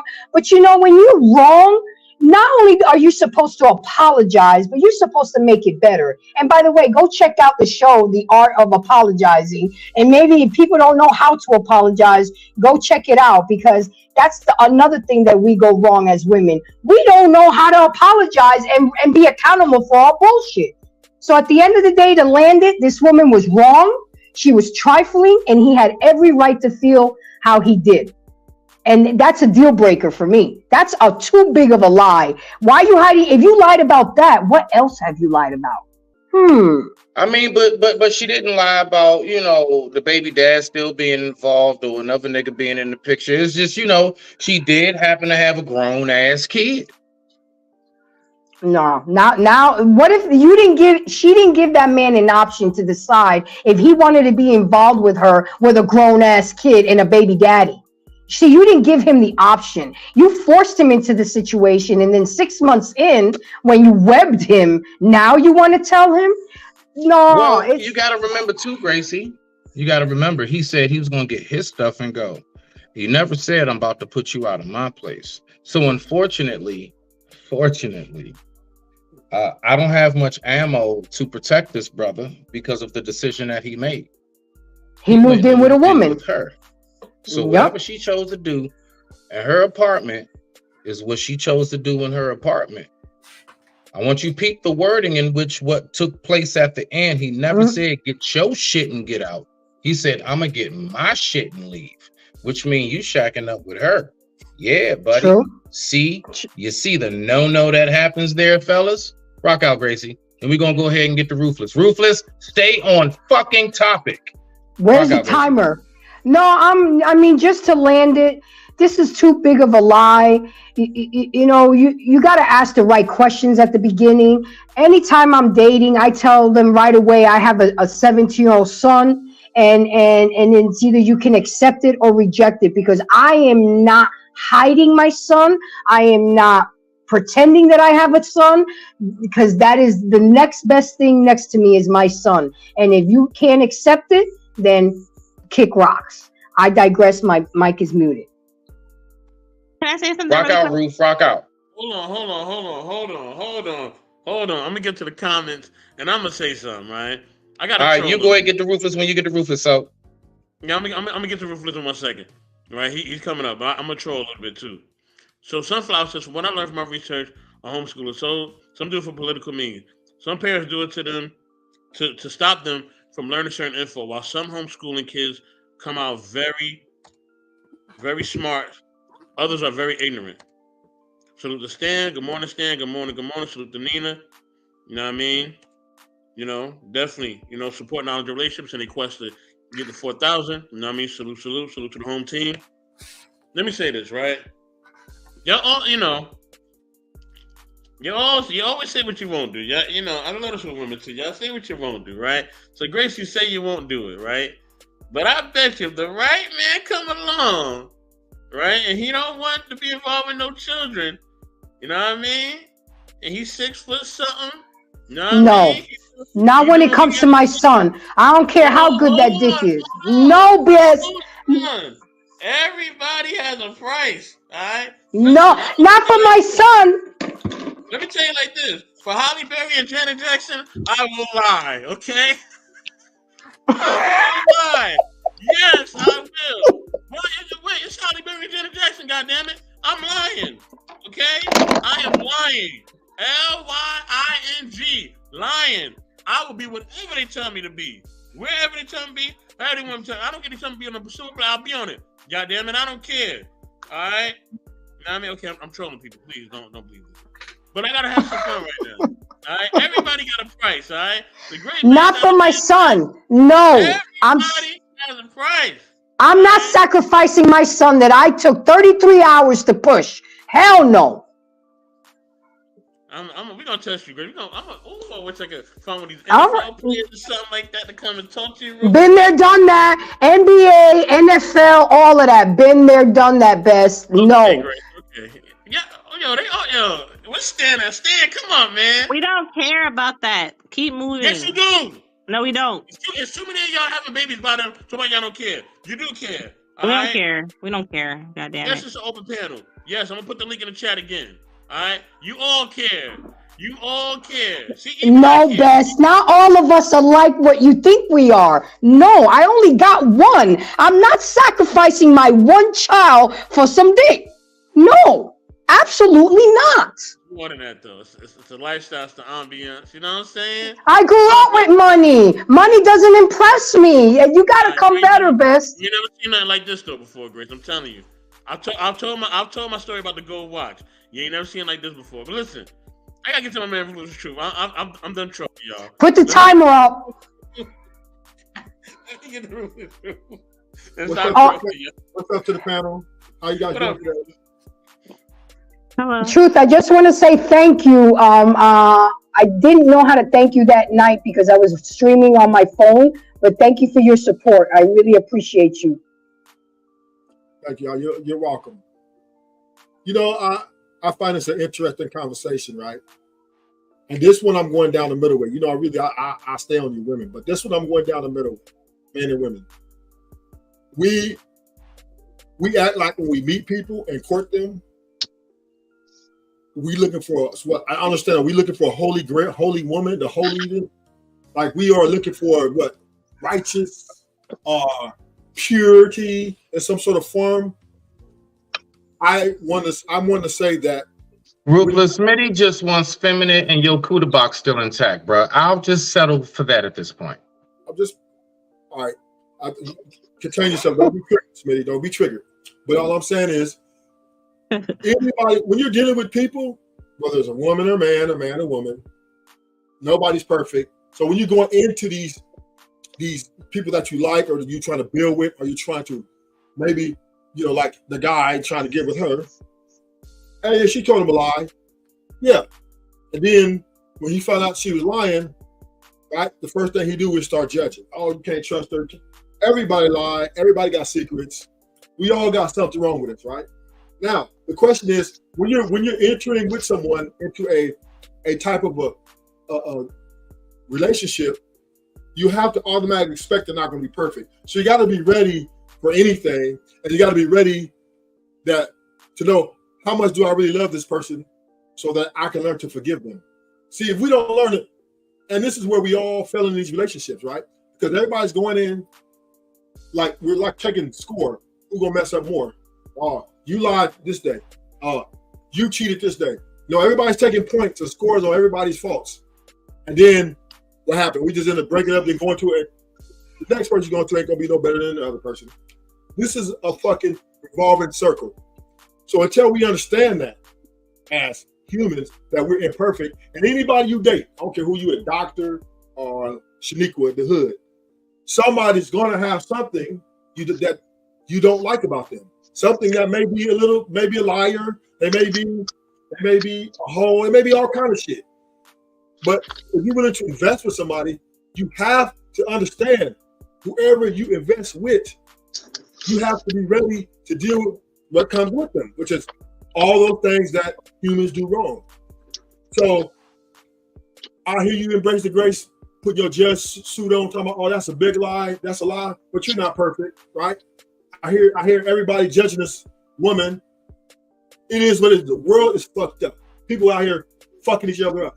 It's just what it is. So if you find someone that you truly love, you got to be ready to die with them, no matter what their position is. They could be a liar. Well, you got to accept that, because if you're going out here trying to say, well, I'm trying to find somebody who never gonna lie, who's never gonna do nothing to me, who's never gonna make me mad, who's never gonna do this and do that, then you're being disingenuous. You're coming in with high expectations that only God can meet. And if you want to do that, you need to marry God. But as long as you listen with a man or woman, there's going to be something you find out that you might not be right. So I'm gonna land my plane in this, and this is go shout out to my people, man. After we be on these panels, we're trying to build and we're trying to learn how to deal with conflict resolution. And conflict resolution takes humility. It takes patience. It takes forgiveness. It takes understanding. This shit ain't easy. Relationships ain't, marriage ain't easy. There's always going to be something. You got to be built for this shit. If you ain't built for it, then get the fuck out the way. I digress. Ooh, yo, okay. Thank you for that. Right, thank you, Ruthless. Smitty, that was heat right there. I'm gonna have that clipped out. That was okay. Now we got Dr. Dre. Did I say Dr. Dre? Is this Dr. Dre? It might be. Oh, okay. I'm about to say Chronic 2001. Let's rock out. But yeah, we got the brother Dr. Doc in the building. All right. I'm pretty sure you have been listening thus far, brother. Go ahead, rock out, take your time, and give your take on what you've heard thus far. Thank you. Much appreciated. Thank you for the opportunity to share in this space with you. I'll be honest, I have not done my due diligence to know all the people on the panel, so I apologize in advance. I was happy to catch Embrace the Grace and thought I would come and show support, but your show is actually quite engaging, so I was going to just thumbs up and leave, but I've stayed. It's a very good conversation. So before I act like I'm mightier or higher than thou, what I'm about to say is I wasn't born this way, so it's a long journey. But just a couple of things to consider. Everyone lies. You can ask a 1-year-old if they could speak, or a 2-year-old if they could speak. Is that a cookie in your hand? And they will have the cookie in their hand, crumbs on the lips, and look you square in the eye and tell you no. That is a lie. No matter how cute it is or white it is, it's a lie. So when I hear people say, I can't be with no one who lies, my only question is, have you ever lied? Because how can you do, but then say you won't be with? So I think that's a horrible judgment when we all lie, no matter whatever the reason is, the visa, you name it, it's a lie. That being said, if you think about this couple, and I don't know the full story, but just based on that video, assuming they had already been together, you already know what goes with the territory. The way she talks, the way she walks, she attracted him for some reason. They are attracted to each other and the lifestyle. I would believe his greater concern is if she's been cheating recently. He's a 16-year-old. He's angry, he's upset, he may have felt played or lied to, but I think his greater concern would be, do you have another? If this is your kid, unless they were together claiming that since they were virgins, then the big lies that you lied to me wouldn't tell me about this kid, and then I believe they will stay together and move on, because that's what they already know. I knew you could lie, I just never knew you would do it to me. Well, I knew you could tell a big lie, I just never thought you would do it to me. But I actually think they will stay together, and way many couples from my professional experience stay together. There's some bitterness, there's some mistrust, but for something like that, they stay together. So that's my 2 cents. Thank you. Before we get on to Brother Stan, I believe Top Flight, that's for you, if I'm not mistaken. That's for you to respond to.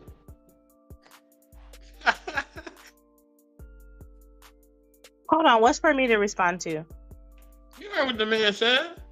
Basically, when you were talking about, someone who's lied, that's it. I can't deal with a liar. He was giving the example of basically, That's not what I said. I said, depending on what he says about why he lied, I can possibly. Oh, yeah, that's right. If the swag good enough. My bad. I forgot. No, I didn't say nothing about no swag. Okay, sorry. Nico, why can't you just be? But I think if you catch the replay, though, if you get a chance to catch the replay at some point, you'll hear the part when you were saying, I can't be with no liar. I can't get down with no liar. Hey, who you want? We just met. That's why I said. That's why I apologize in advance, because I don't know you to come at you like that. So I do apologize in advance.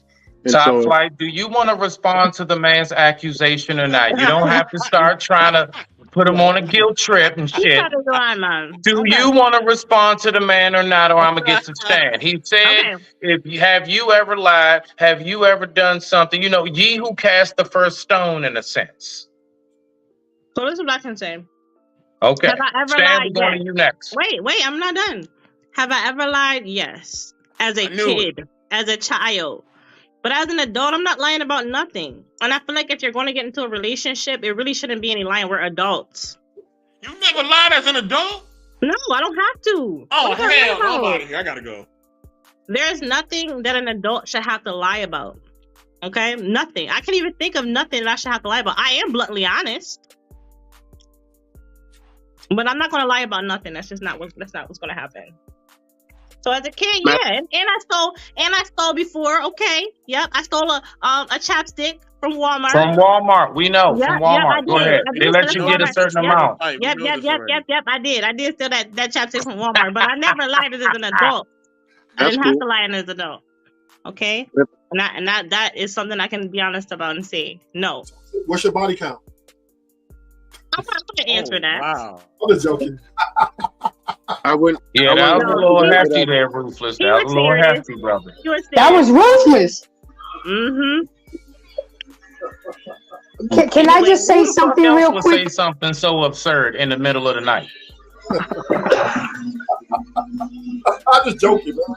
Relax. Well, something similar to that, I wouldn't say that same question, but this is what I say to my clients and to my own people. Hey, if you have an addiction that you can't stop, and I'm not asking, I'm just saying this is what I tell people. For those who say they don't lie, if you have an addiction that you can't stop, then you've been lying to yourself that you're stronger in your mind and your abilities than you believe you can be, or that you are. So that is a form of lying to ourselves. So if you smoke cigarettes, smoke weed, eat food, addicted to love, whatever, even that could be a form of a lie to ourselves because we can't stop, even though we keep saying we will. Just something to think about. Wait a minute, Doc. Did you say eat food? I think that's a necessity, not an addiction. When Certain foods. When you can't stop I'm sorry. When you can't stop at 2 in the morning. When you can't stop at 2 in the morning because you're watching TV, when you weigh 400 pounds and you keep eating and eating and eating, that's a problem. Doc, are you a psychologist or a psychologist? Psychiatrist or a psychologist? Forensic psychotherapist. Okay, sweet. Yeah, I bring in the big guns, guys. But again, it's not for liar.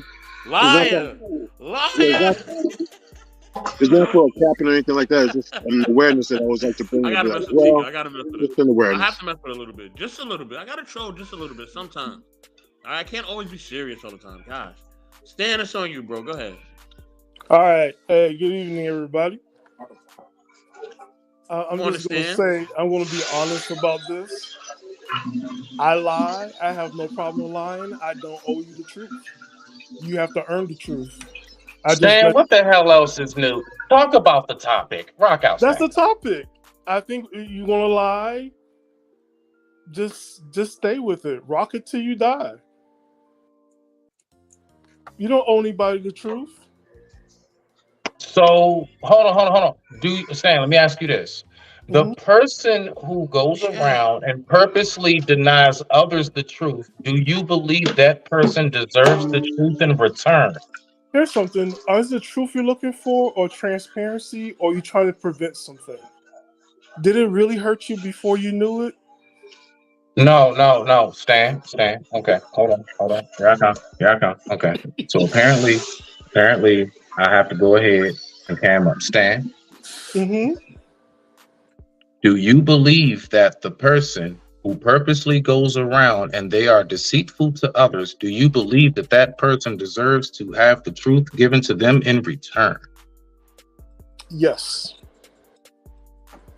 Please do tell. All right. Here's a reason somebody would lie, right? Either out of fear or they don't trust. Truth is not something I can just go around and decide. If I'm a truthful person, I'm just going to tell you the truth anyway, regardless if you lie or not. Do I owe you everything that goes on in my life? No. And that's what I'm saying. Like, sometimes you don't have to lie. You just like, I don't need to answer that. So wait, Stan, you don't believe that in return that same energy shouldn't be reciprocated to you? You're not deserving, and or no one needs to explain, and you shouldn't. So how do you say you deserve the truth but no one else does? Make it make sense. Math the math up. Okay, give me an example, and maybe you need to, give me an example of this, and I can like go for it. Wait, hold on. Maybe the ladies can help me up on this one. Can I help Stan out, please? Listen. Look, Yeah. man. Look, y'all need to stop. Please fronting. help Stan out because Yeah, I thought Ruthless be bombing. Y'all don't tell your own parents everything, man. And yes, maybe I'm trolling a little bit. Maybe I'm telling the truth. But yeah, I gotta just keep it real. I gotta keep it G right now. Y'all don't tell your own parents everything, okay? So why do y'all keep thinking that this fairy tale that you want to come in, where you always, like Tika's talking about, where you always tell the truth, where you're always transparent and all that? That does not exist, okay? No, it don't. It doesn't exist. Stop No. living in the dream world, people, okay? Like Ruthless is saying, and like Stan is saying, people gonna come messed up. And listen, sometimes you don't need to know the truth. Sometimes somebody gotta do something to kind of protect you from certain things, all right? And they can't tell you, all right? Charge it to the motherfucking game, all right? That's Charge just it an to the excuse for game. being a liar. No, that's not Am the I game. hearing You know what I mean? justifications for people to be deceitful? Is that a justification for people to be deceitful? Hold on. I'm glad I got the room. I'm glad I got the room on fire. This is what I want. Now listen. At the end of the day, right? Fire. Yeah. At the end of the day, right? You know what I'm saying? Listen. You know what I mean? And the stuff, and mostly this is mostly a women thing. Yes, I'm gonna put it on you women. Yes, we going in tonight. All right. Yes, You yes, go there twins. every night. Charge it to the game. Right? Charge it to the motherfucking game. We going in tonight. All right. You women want to know everything, right? But you tell the biggest lies. Yes, That's you do. true. And You tell Tika, the you biggest Jamaican, lies. and you know it's true. Right? You got me Tika, sitting you in know court it's real. thinking that this child is mine. The child is not mine. You know what I'm saying? You know what I mean? You be lying about different things, and then you say you be here, but you really be there. And them girl trips are something else too. You're not going on a girl trip to just have fun with your friends. You're going on a girl trip to keep around. We know what you're doing, okay? And don't We forget know girls it. night We know out. it. We know it. You know what I'm Don't forget saying? girls That is night out. not true. Oh Yeah, my It's it's very God. true. You You messing listen with to some the You hood biggest can't shit. say lies. nothing. The Tika, See, y'all biggest just you lies. mad at us. Jamaican. Y'all just mad at us because y'all messing with them hood No, because boogers. you know what? Y'all You messing Can with I them say hood something? you He's can't your say brother. nothing. He your lover. Y'all Tika, messing with them Can, hood boogers and y'all Tika, trying to you be mad guys at are us. well known throughout the world. Even the Nigerians are scared of Jamaicans. Nigerians said Jamaican women is God's commerce for Nigerian men. You Jamaican women are just notorious. You guys always want the man and truth from everybody else, and y'all will tell the best lies, and you even convince yourself. First off, Hey, sir, I want to tell you that I am a Jamaican American, all right? oh, see, I'm there you go. American Unlocked. first. No, you're First, I am Jamaican American, always. so that doesn't apply to You me. are Jamaican always. Your accent is coming out. You're Jamaican always.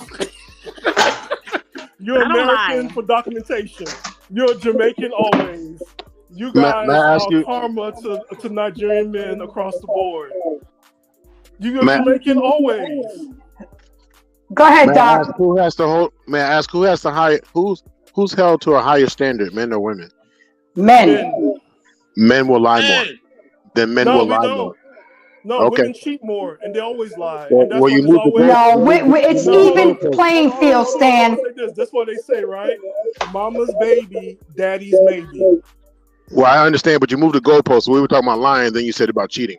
If men are high, whoever's held to the higher standard will lie more because of the what they call inadequacy, feeling inadequate. So it's across the board, men and women, any human will lie, period. But whoever has the higher standard will lie more. Could it be that because I tell the truth more, I still get away with the lie?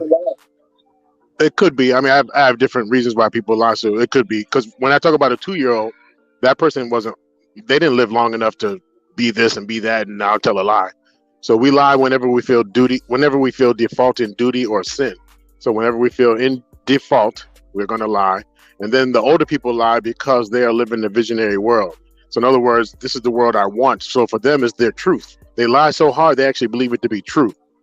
So a psychopathic liar, they really believe that to be their truth. So you couldn't even convince them that they were lying. You couldn't pay them to say that they were lying. But a 2-year-old will probably lie because they don't want you to take it away from them. Correct. Default in duty, so they're going to be consequences. Can I say something real quick? I will have to agree with Ruthless. Real quick. I'm going to let you talk. Brother, what you just was saying about them, you couldn't pay them to tell the truth. Does everything you just described, does that fall under the category of narcissistic or no? Is that something totally different?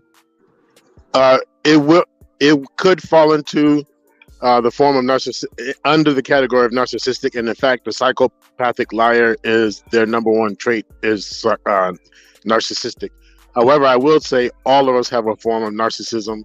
According to Dr. Adler, if you believe in it, way back, the Yahoos back then, the original definition of narcissism is you didn't feel loved enough as a child, so you are now trying to love yourself 100 more times than anyone else loves you.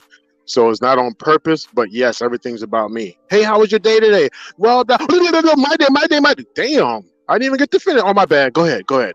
The intent is to show you care and concern, show you honey and sugar to pull you in. Once I get you in, it's about me. So I'm really trying to receive love 1 billion% more than ever before, because at one point I felt there was a void. But a psychopathic person, that is their go-to narcissistic behavior. So how do we get to the point of the main characteristics of narcissism is the one who can inflict the pain, but not inflict the pain, feel nothing. And then when it's inflicted upon them, they basically, they can't understand why they're not getting mercy, if you want to say. But when they're the ones doing it, there's just no recollection of what it is that they're causing at that moment. Right. That's a good question. The problem is it has nothing to do with the person that they're with currently. So they're taking it out on the wrong person. If I can ask anyone who's willing to volunteer, nothing too deep, but if I can ask you 3 questions, I can kind of prove my point. Go ahead and use the host. You can use me. Rock out. All right. How old are you currently? Okay. Right now, currently, roughly, whatever number you want to get. I'm 41 years old. All right. Thank you. In the last 1 year, so since January, not January this year, since January last year to now, only 1 year, not the 2 years, 3 years, but 1 year. Can you name one time, and nothing deep and nothing you don't mind that's on the YouTube, can you name one time that you felt disappointed in life? Any part of your life, school, work, home, yourself, all within the last 1 year? Yes. I've slightly spoken about I would say the disappointment in me as a father and recognizing that now that my baby is a teenager, I don't have as strong of an effect. And I feel disappointed because, regardless of the mistakes and bumps and hurdles, I've bust my ass to make sure to be that I'm super dad to the best of my ability. Nice. Okay. So family, super dad, and the part that disappoint, even though it's a basic question, but what's so disappointing about that? Basically, going from just a few years ago, 8 to I'll say about 13, 8 to about 13, couldn't keep her away from me. I mean, change and transition, everything. Yeah, and it's now it's I got better things to do than to call you when I get home from school.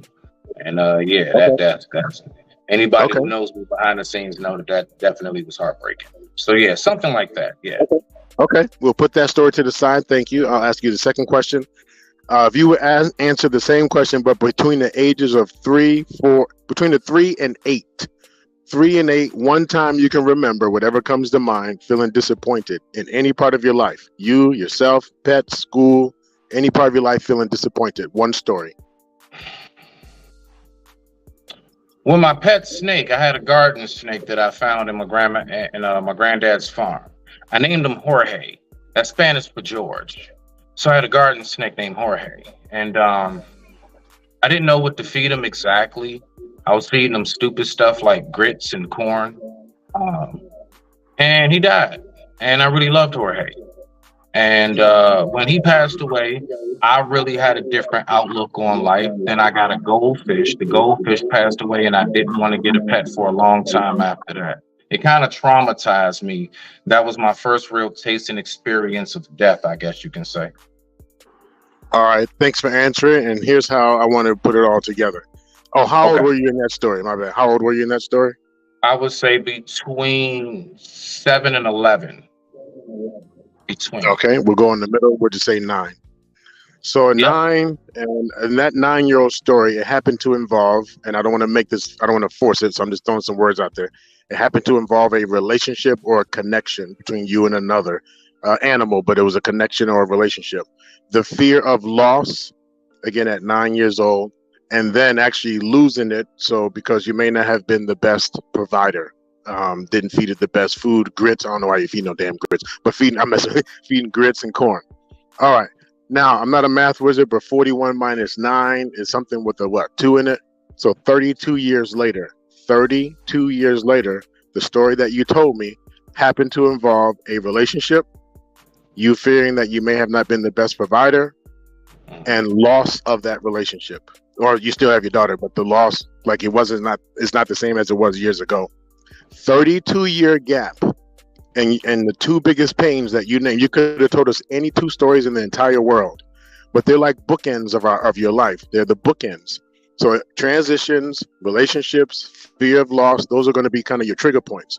Now, how that relates to the original topic or the original question is, if you were to look, when you say a super dad, so let's say you get into a relationship and you want to be a super whatever, that has nothing to do with that person per se. They are the receiver of it. Hint, hint, the narcissistic has this person who's receiving their abuse, but the original was the snake, Jorge. The original was the snake and the fish. Those were the originators. And since then, the receivers are not the original people. So that's how I just wanted to make a point about narcissistic people. Yes, they wear you out like a sponge, and it's never really intentional, but that's their game.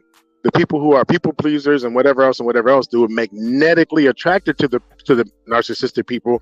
They feed off each other. Hold on. Did you just break down to me very therapeutic how I'm a narcissist? Say it again. Is that what just happened? You saw that, right? Did he just break down to me therapeutic of how I'm a narcissist? I'm a narcissist? No. I said I was showing you how my questioning of you, how that related. I wanted to show how your previous life is still your current life. And I said previously that the narcissistic person, they don't really mean to take it out on their current partner, their current lover, current husband, wife. It's a byproduct of what they had from childhood or somewhere way, way, way before that. And I just wanted to kind of show how that happens. Okay. So the guy who was neglected by his parents, maybe because they had to work too much, now he's older and he's married, and his wife says, you don't show me enough affection. You're saying that could be a byproduct of the fact that he wasn't shown that affection as a child to know how to give it. 1,000,000,000%. You can have 2, because some people say, I wasn't abused, I had a good family. You can have 2 wonderful parents. They're not drug addicts. They don't have mental health issues. They are wonderful. They floss their teeth and everything. But they both work. And one day the kid says, Dad, would you stay home for just the day? And Dad says, kindly, I can't, son. I'm so sorry. I have to work.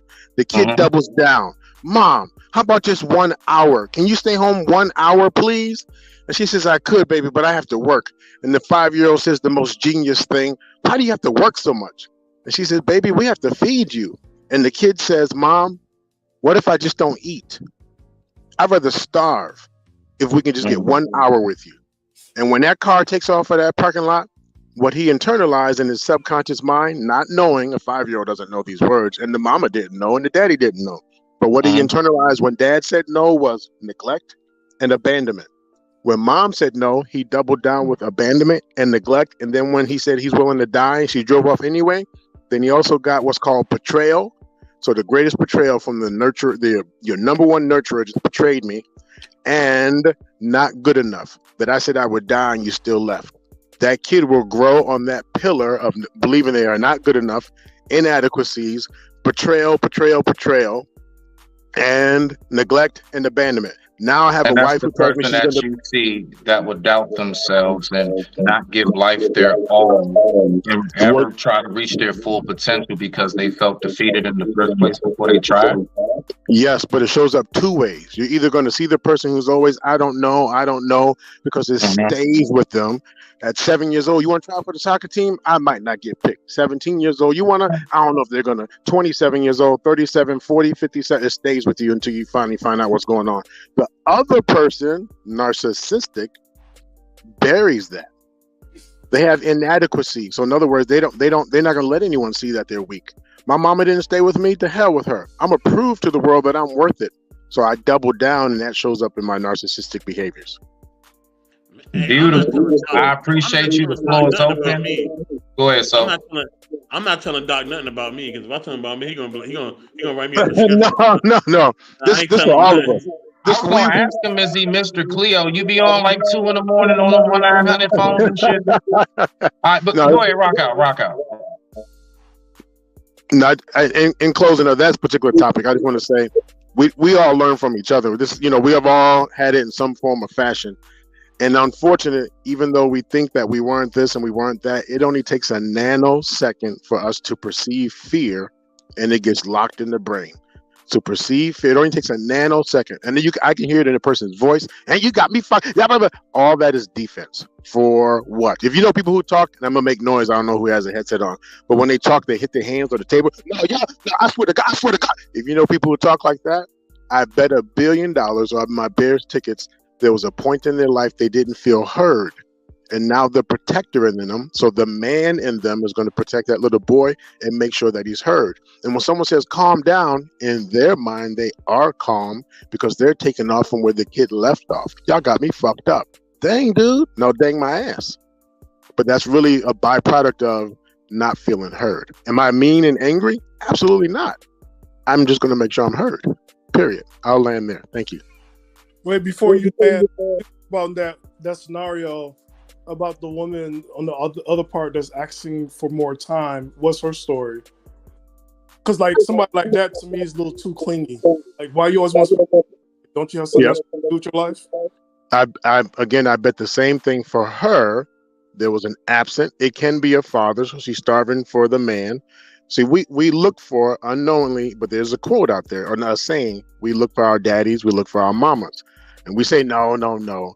But the part about that that's true, the nurturing that I didn't receive from my mom, or the mom who says she has to go to work, or if I'm a daughter and my dad said he doesn't have time, or I see him with other women, like he has a girlfriend, but he doesn't have time for me. So if I see these things, then what happens when I get older, I'm searching for someone who's going to give me the nurturing that I deserved from mom and the protection or security from a man who would have been my dad. So that's one part. But there's another part of me. We all have it, not multiple personalities, but we all have what's called a victim and a witness and a protector side of us. The witness side of us says, all right, let's see how long she stays. Let's see how long before she plays you, flips you, or leaves you. So even though I worked real hard and begged her and did all this, and she shined and did all this and did really, really good to get the man she wanted, the other side of her brain is like, he's going to leave you anyway.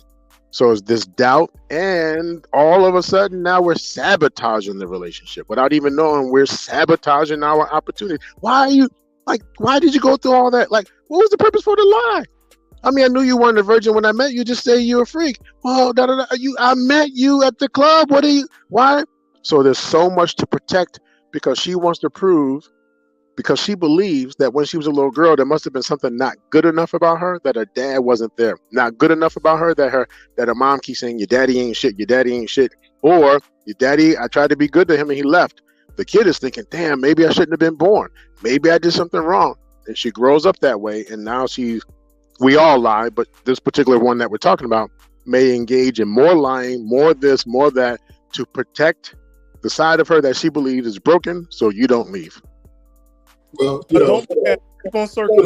Therefore, Ruthless, so therefore, people are not lying. They're protecting themselves.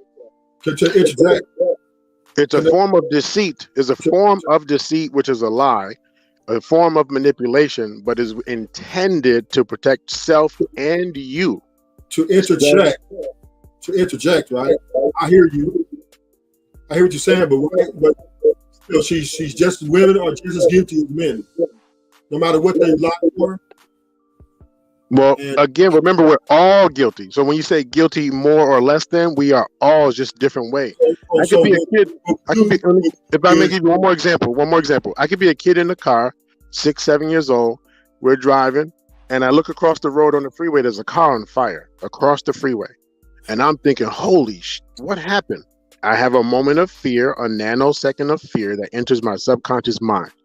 It could be 20 years later, when all of a sudden we're driving as adults, I'm in the passenger seat and I see you texting and I freak the hell out. I have no idea why I'm freaking out. It has nothing to do with you. I mean, it has to do with you texting and driving in my fear, but the true panic, the true vulnerability. So we all have that. That's why it doesn't matter who's greater, who's less. We all have a vulnerability that got triggered, and that's what we're responding to. How we respond to it? Let me say this real quick, y'all. Hold on. Let me say this, right? Look, man, with a woman who's really attractive, if she's like an 8 or a 10, she's not sticking around with no dude who ain't got no money. All right. If he don't got no money or no resources, she's out of there. Okay. Are you sure? Yes. Are you sure? Yes. If she's 90%. 90%. a hot chick, and you ain't got no money or resources, she's out of there. She's not sticking with you. Right. That's the point. She's not looking for a. So, the type of friends who this is not my quote, but whoever said we either have a true companion, we have someone who's only with us for when we have stuff, or we have a fighter. So our true companion is there when we have no more weed, they're still there, right? When we have no more status, they're still there. So are we moving the conversation? What are you talking about? Oh, my intent is not to. I just wanted to answer whatever that last part was about the women are doing. No, we fine. This is flowing in a nice, beautiful little. This is nice and healthy. Ruthless, cut that shit out. Y'all keep on rocking out.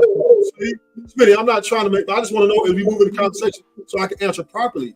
That's all I'm saying. Yes. We are shifting directions. Yes, we're making a right at the next upcoming light. Rock out, Ruthless. So I'm going to say this, right? I hear what the doctor's saying, and those things are true, but at the end of the day, the problem with humans is a lot of us are walking paradoxes. We want to be better than other people, or we want to find good in people that, are too much good in people that really just doesn't happen, right? Somebody fucking up, something wrong with everybody some kind of way. I don't care if you're a narcissist. I don't care if you're a pathological liar. I don't care if you're, someone who just insecure about everything. We all got something wrong with us. When we're dealing with relationships and trust, right? It's all about the long term. It's all about building and sustaining. And a lot of us are becoming this new 2024. We're just quitters, right? We just quit. We start pointing fingers at each other. Oh, you're a liar. I can't be with a liar. But nobody wants to really say that, I just didn't want to really be with you, period. I really didn't love you.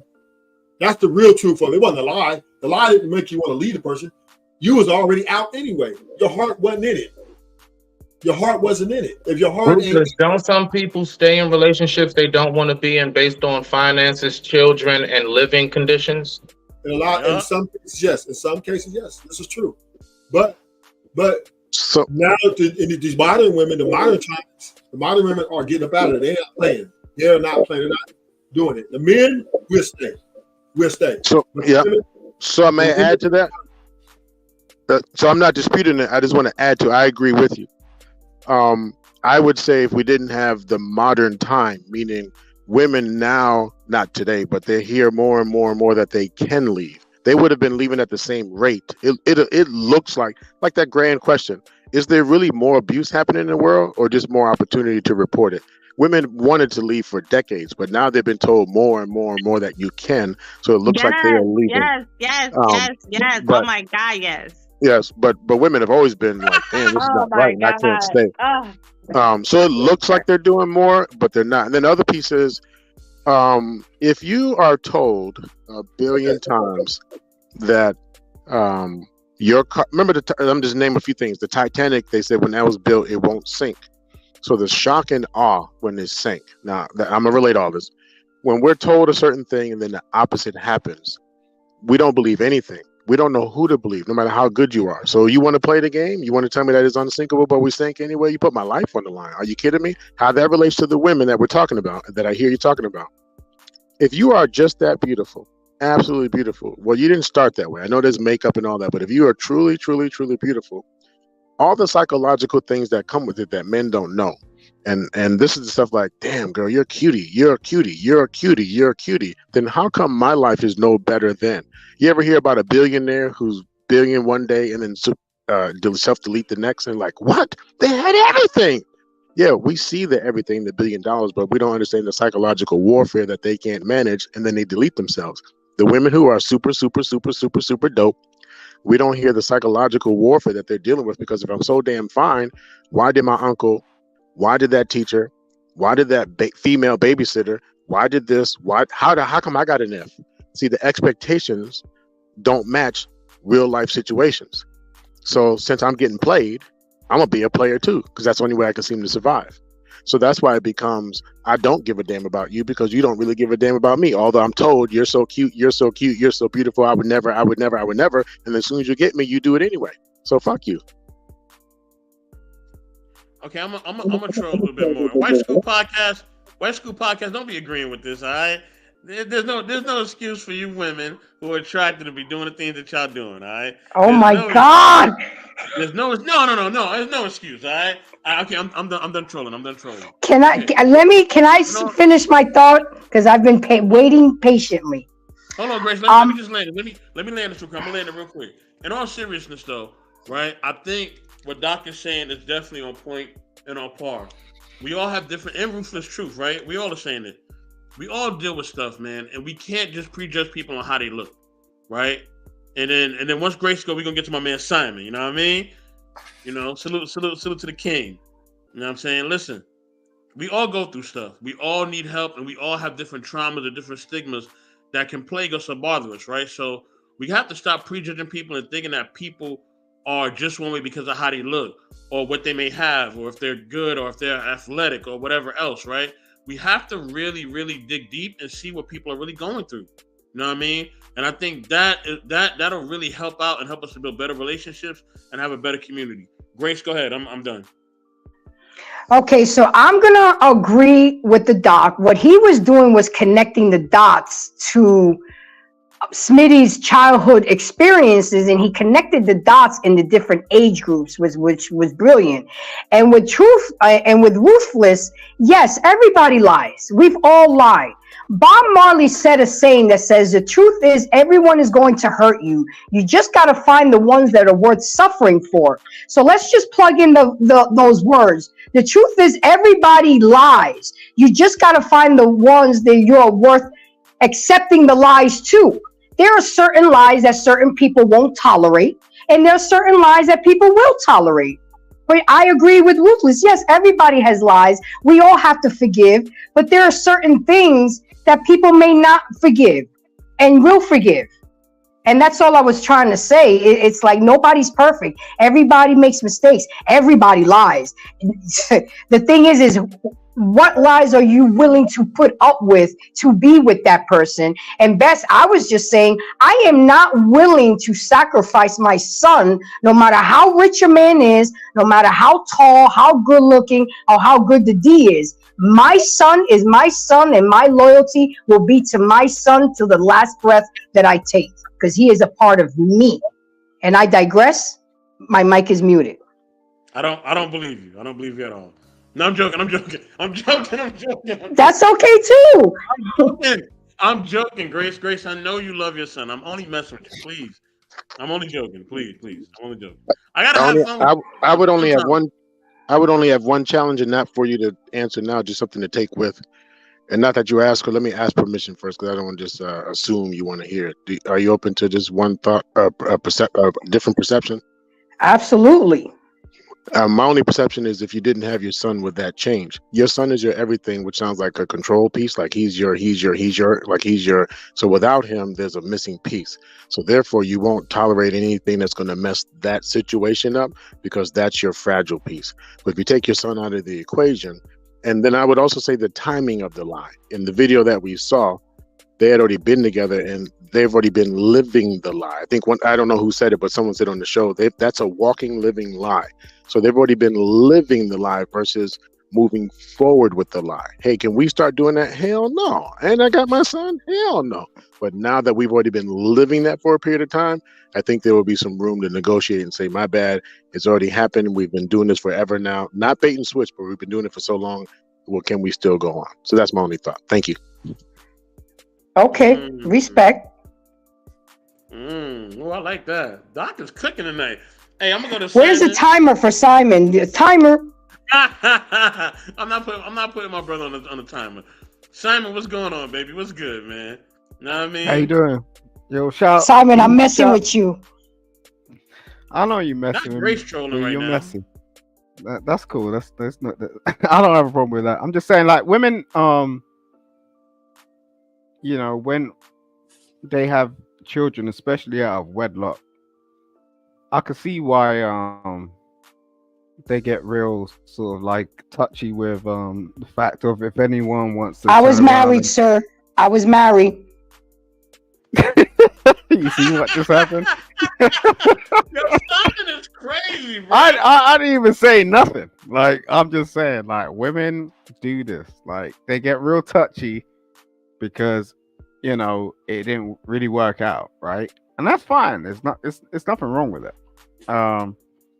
But then it's like, okay, so what happens next, right?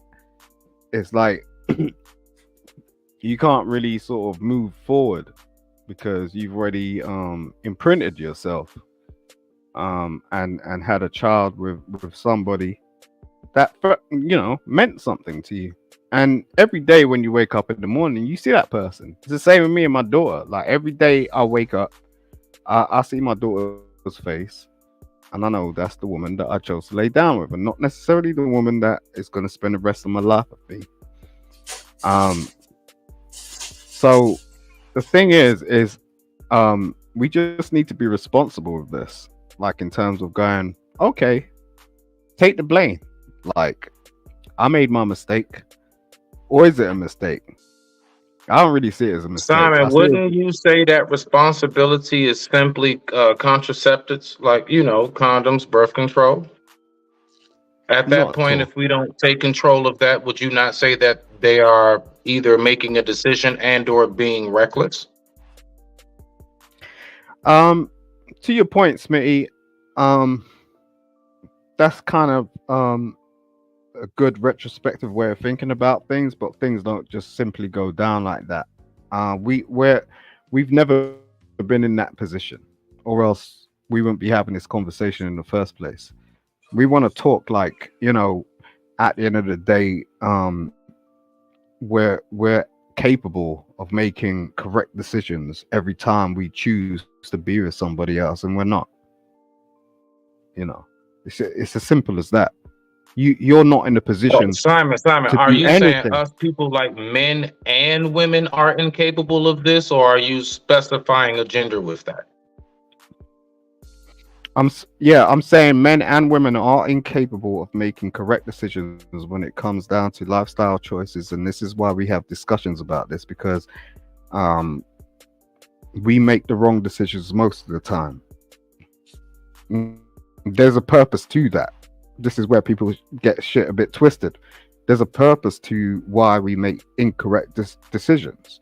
We seem to think it's a bad why thing. do most cultures suggest, even our own, historically, that a woman should refer back to the father to basically kind of like scout and profile the guy that she may introduce? And why do you think most cultures choose to have the father give the bride away if both men and women make? Now, I'm not saying women make bad decisions all the time, and we never do, but I'm just saying, why would you say history says that the man in the situation should scout whoever the husband is to be, if that's the case? What it sounds like is what you're referring to is a specific culture of people, and that's different in terms of the Western society and what we're living in, and what we encounter in terms of what we feel like relationships are supposed to be and our free will. I could be sort of anecdotal and go, yo, my chick, she goes to church every day. She's not from the Western society. She don't even operate on the scale that most of the women that I encounter on a day-to-day basis operate on. She just sees things completely different, and she's willing to submit regardless. She don't need to be on YouTube talking about some talking points of this, that, whatnot. This is just her natural being. She sees it like that because she knows that if I'm going to come into her life and I'm going to take care of her, I'm going to take care of her. And that's all she's concerned about. It's not even that complicated. It's like if, you're putting someone under your wing, it's just like, that's all it is. Like, it doesn't need to be complicated. But, if it's like that Eddie Murphy's getting delirious. It's like, what have you done for me lately? Okay, sometimes cool you can bring things, someone cool things. into a situation. Yeah, I like that, Simon. That's okay. You know what? I will have to give it to Simon, y'all. Okay, all right. He actually stayed on topic, and this man actually gave a response that I can actually keep up with. Stan, could you help us with this? I don't know. It's like you threw food on the wall. Okay. What is this, Stan? Yeah, wait, hold on. Smitty, hold on. What is this shit, Stan? Hold on. Everybody, hold on 1 second, please. Hold on. I do want to get to that, but hold on, right? Do what you got to do and get right to it. We getting right to that, yeah. Simon pointed out a point that I always make, right? Look, man, she don't go to church, man. Leave her alone. I keep telling you that. The woman does not go to church. All right, don't trust her. Okay, I've told y'all this over and over again. If she out here just acting wild, Yes, stop! you know what she wants to do? Serious shit. Yeah, because I can't front. I've heard him change his mind. Is this trolling Monday?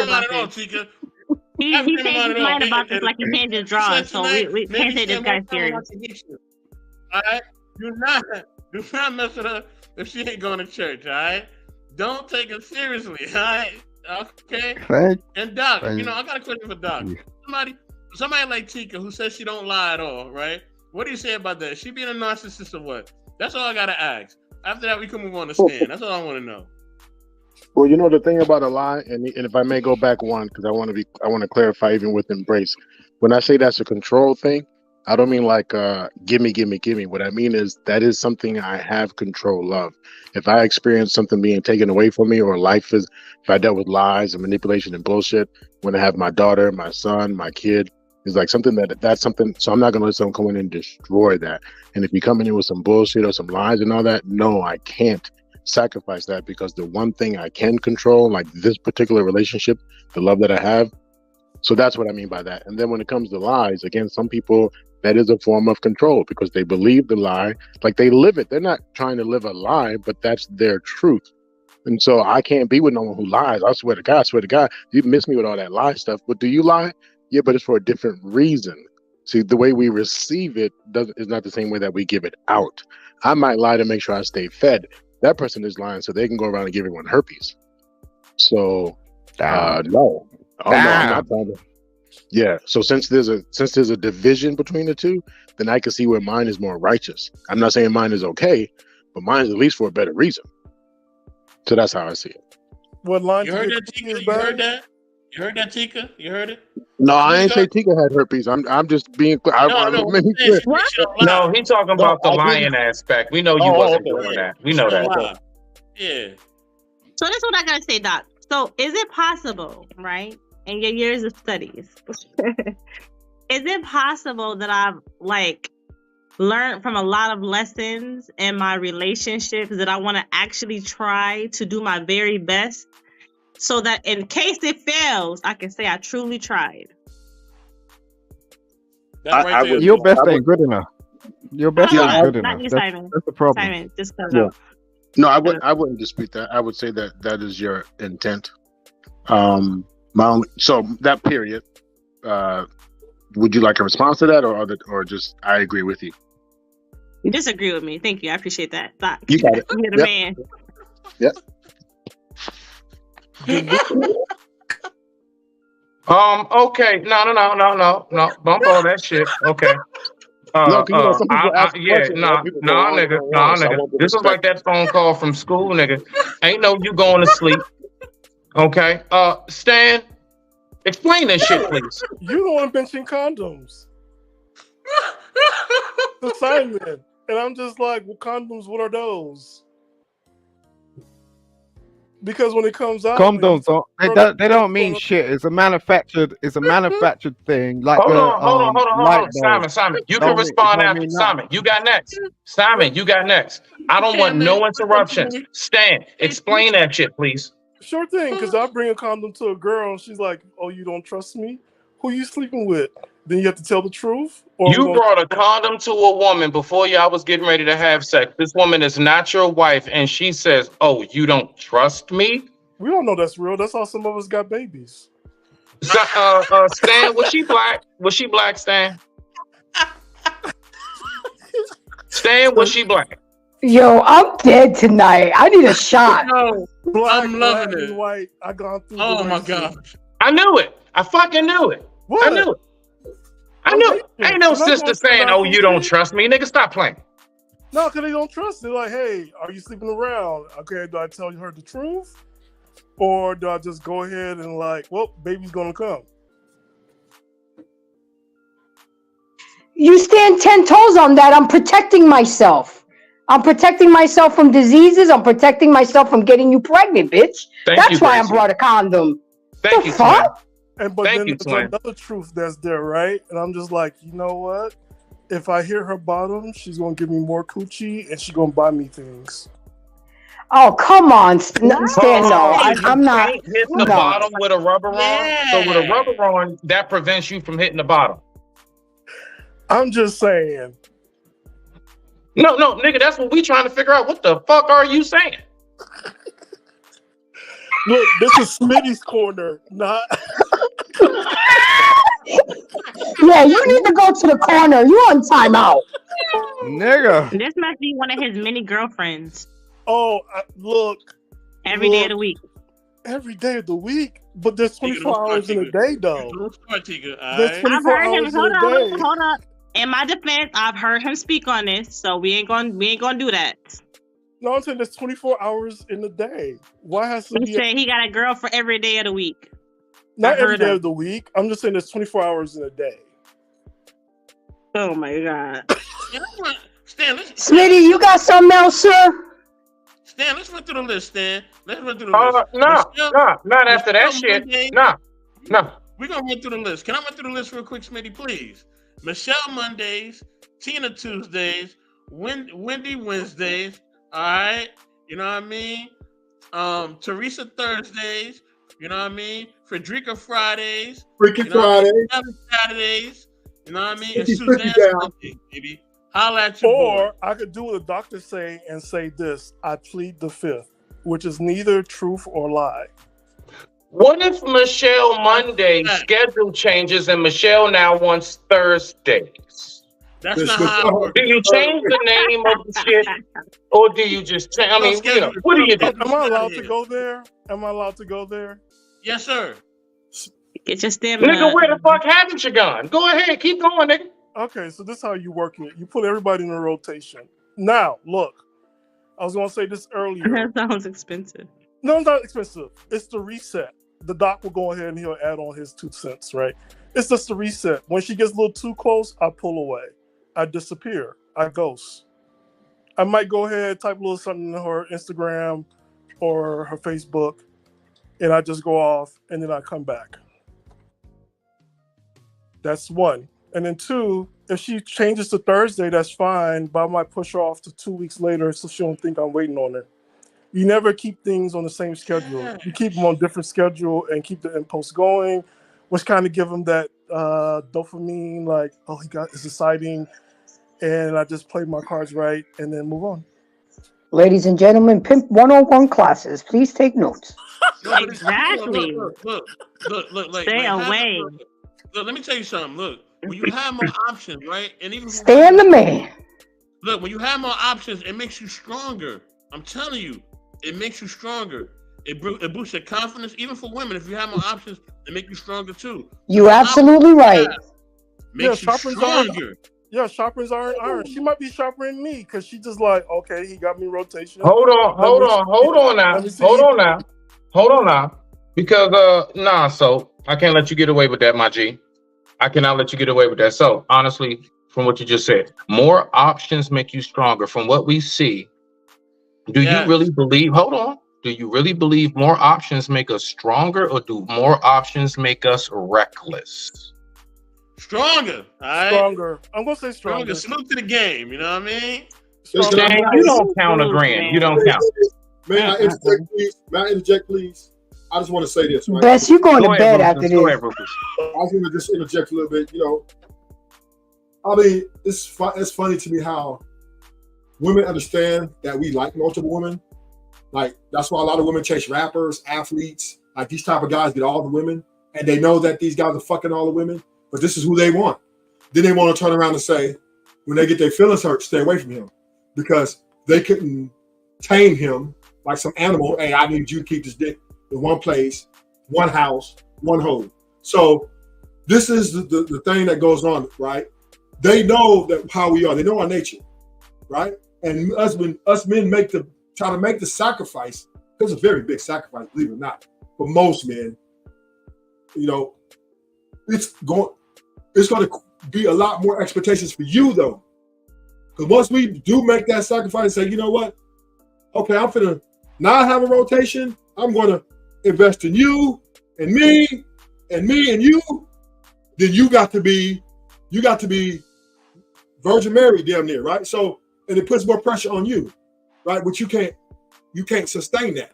Now, once that starts happening, then the man says, you know what? Hey, she's not reciprocating the sacrifices that I'm making by giving me the things I need to feel my sacrifice is worth it. So then we go out and we get a side piece, right? And why do we tend to get a side piece? Because a side piece is more submissive, right? Because they understand that, okay, this is my position. Is it because they're more submissive, or is it because that nigga is just simply breaking the rules and the laws of marriage? Submissive. And being reckless. I'm sorry, what are you talking about? Well, Smitty, kings have multiple wives. Solomon had 300 wives, so we don't go there. So all I'm saying is, hold on. All right. So let me ask you this, Ruthless. So what you're saying is that the word does agree with adultery. No. You don't even know what adultery is. Adultery. You don't know what adultery is. No, listen. I get it. I know all about the, King Solomon, the whole nine. I get it, bro. There are many in there, stories about multiple wives. We all know about that. Okay, the dowry. Okay, I get it, bro. What I'm saying is this, point blank, period. All right. You talking about a side piece. You didn't say your other wife. Okay. A side piece means that you are married to one woman, and or let's say you have two wives and you got a one side piece, but your two are, legitimate. My point is, if you're talking about a side piece, is it because the side piece is more submissive and everything else, or is it because that man is simply doing some shit he ain't got no goddamn business doing? No, you're wrong. The side piece is the things he can't get out the other woman. Take no job. Take no child. Ruthless dropping gems. Go ahead, Ruthless. I hear this bullshit. She can provide something the other woman can't provide, right? So he gets best of both worlds. Because men, we have a large appetite for submission, right? That's what turns us on more than anything. When a woman is in full submission. The word says it's okay to have a side piece. Okay, hold on, slow down. Let me get this thought out, Smitty. I understand you want a lot of questions, but I just want to get this thought out. What turns a man on about a woman is not just your pussy, it's not just your beauty, it's submission, right? When you're getting to know a woman and you see that she's catering to you and submitting to you, this is what makes a man really go in on a particular or multiple women, right? So when you lose that, when you get in a relationship or marriage, she's no longer submissive. Now she's combative and she's challenging. Then that turns us off. Now we will stay in because it's our duty, because men, we're built on duty, but we're getting a side piece who's going to give us that submission, because she's not going to do the things that woman do in regards to making us feel like a king, right? Men have to feel like kings to be effective in the way we feel like we're maximizing our potential. If you feel like the queen is yelling at us, Rufus, what the fuck are you talking about? So I'm gonna land a plane. So bottom line is, when we're sitting here talking about my man staying out of rotation, his rotation is because the rotation gives him the submission he wants, right? And this submission is what turns him on. And as long as she gets closer, try to like exact her power to try to take the other girls out, then he's gonna get rid of her, because now she wants him to submit to her. See, this is the problem. Women come with submission, like pretend submission, but then they want us to submit to them. And then when we don't submit to them, then they bash us, divorce us, talk shit on us, and call us dogs, even though they're liars and cheaters and all the shit that we are. We're the same, twins. So land the plane is, all I'm saying is this, my panelists. We as men and women, and I'm speaking of black men and women, right? Because we're here trying to get this shit together. We have to understand, right, that a person's nature is always going to supersede the sacrifices he or she is trying to make. So when you have to understand this, you can't be with a man and don't expect him to not fuck another woman for 40 years. That's unrealistic and foolish, right? And then the men got to understand women, right? They're not going to be perfect either. So we have to learn to 30 seconds, Ruthless. Forgivable. We got to learn to be forgivable. It's all about forgiveness. That's what it's all about, forgiveness. You have to learn to forgive and forget. And then you can sustain maybe a rotation, maybe just one woman. But once you learn to do that, you'll be the most beautiful woman in the world, and you will get your husband. But as long as you hold our feet to the fire, because we're dealing in our nature, because we want multiple women, if you know this, then you've been disingenuous, and you will lose. I digress. Can I ask Ruthless a question? Somebody say something, goddammit. I mean, shit. Yeah, yo, Ruthless, are you okay with women having a rotation? Yeah, I don't got a problem with it.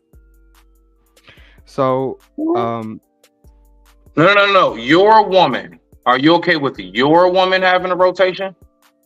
No, that's not the question he asked. He asked. Rephrase that for him, Sir Hectic. Rephrase that.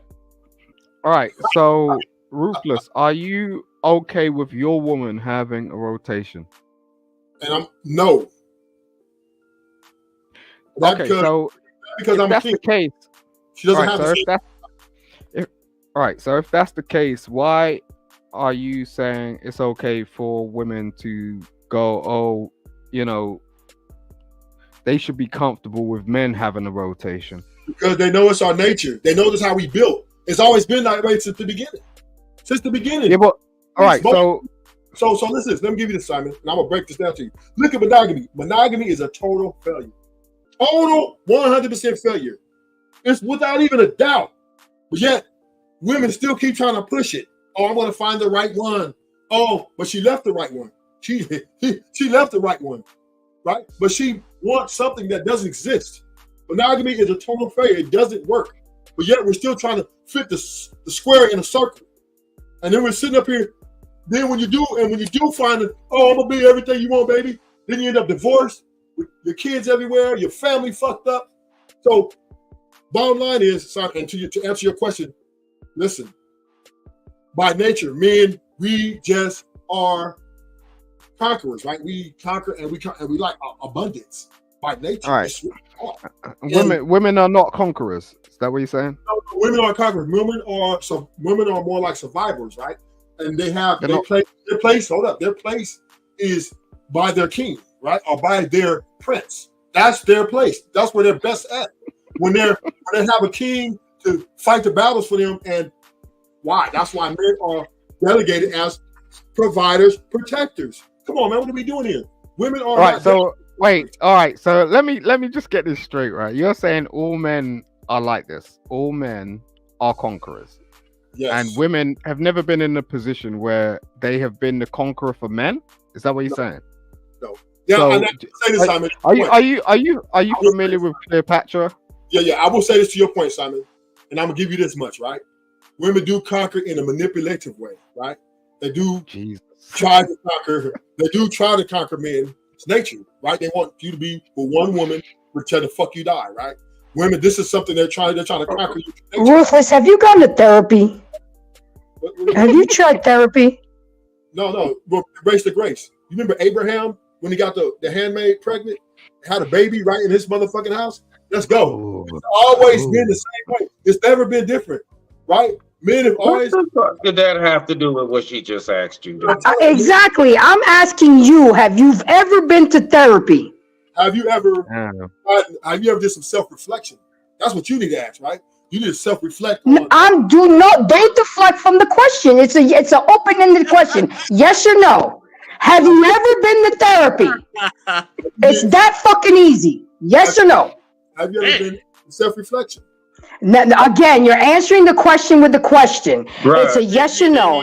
She's asking you as if a man would, and you're responding as if a woman would. What's wrong with this? It's a simple question. It's not trying to insult you or anything. I'm just trying to understand where you're coming from all of this. Have you ever been to therapy?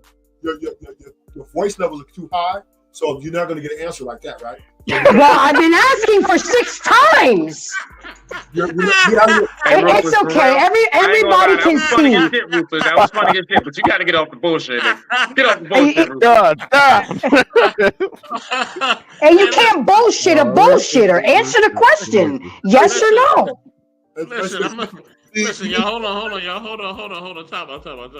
Listen. All right, let me say this, right? I know I've been trolling y'all for like the last 2 hours, but in all actuality, I'm very romantic, man. I'm a very romantic guy. I love chivalry. You know what I'm saying? Yeah. And you know what I mean? Okay, Tika, whatever. You don't lie. You know what I'm saying? I like to just, if I'm with a woman, I really like to really give my all to her. You know what I'm saying? Like, that's just my nature. You know what I mean? So, you know, some people may say I'm a sucker for love or something like that, but if I'm really into somebody, I'm into somebody, man. And I like that man and woman one-on-one connection, for real. But so that must be on Monday nights, because on Thursdays and Fridays you the pit. I mean, I'm confused.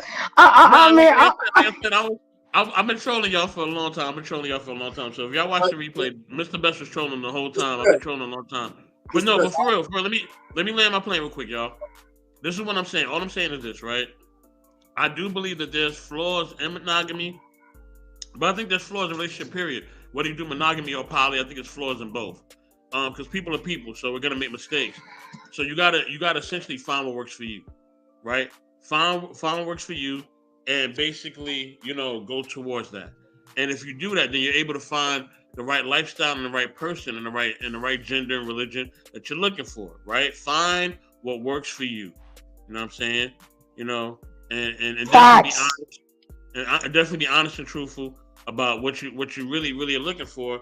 You know what I mean? And sometimes it's gonna take time. Now remember, we're not perfect. I'm not telling people how to find love. I'm not telling people where to look to go for love, but make sure you're trying to find love in places that are healthy, right? I struggle with that. I don't always do that, right? And I don't think none of us always do that. Sometimes we may run into different vices and things because we really want love to offer us, but we don't receive it, how we may feel rejected or how we may feel like somebody don't care about us. You know what I mean? So definitely, man. You know, if you're feeling lonely, you know what I mean. If you need people to talk to, if you need a circle of people that Jack off. you Jack know off. can really help you out, definitely go seek help. And then if you're No. looking for a real relationship that fits your lifestyle, there are communities that you can go to. You know what I mean? There's websites you can go to. There's meetups you can go to that have. Hold on. Let me land my plane. That you can meet someone that fits your lifestyle. Okay. So if you're a Christian or you're a Muslim, whatever, there are definitely communities online and offline that can fit your lifestyle, and you can find a person that fits what you're looking for. So yeah. But here's the problem with your statement, right? Women act like they don't need men. Men act like they need women. So damn. Ruthless. I got a couple of chicks I can hook you up with and make you happy, man. You sound like you're unhappy. You're looking for Jesus Christ. You be talking like some Daryl shit. Like, what the hell? It's like, God damn. Listen, women act like they don't need men.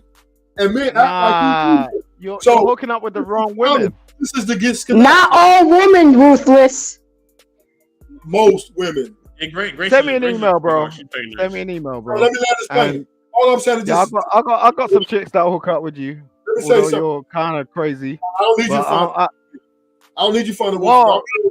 I'm doing what I do. So what I'm saying is this, though, right? To understand. You don't want a woman. Is that what you're saying? You don't want a woman? I'm gonna say this.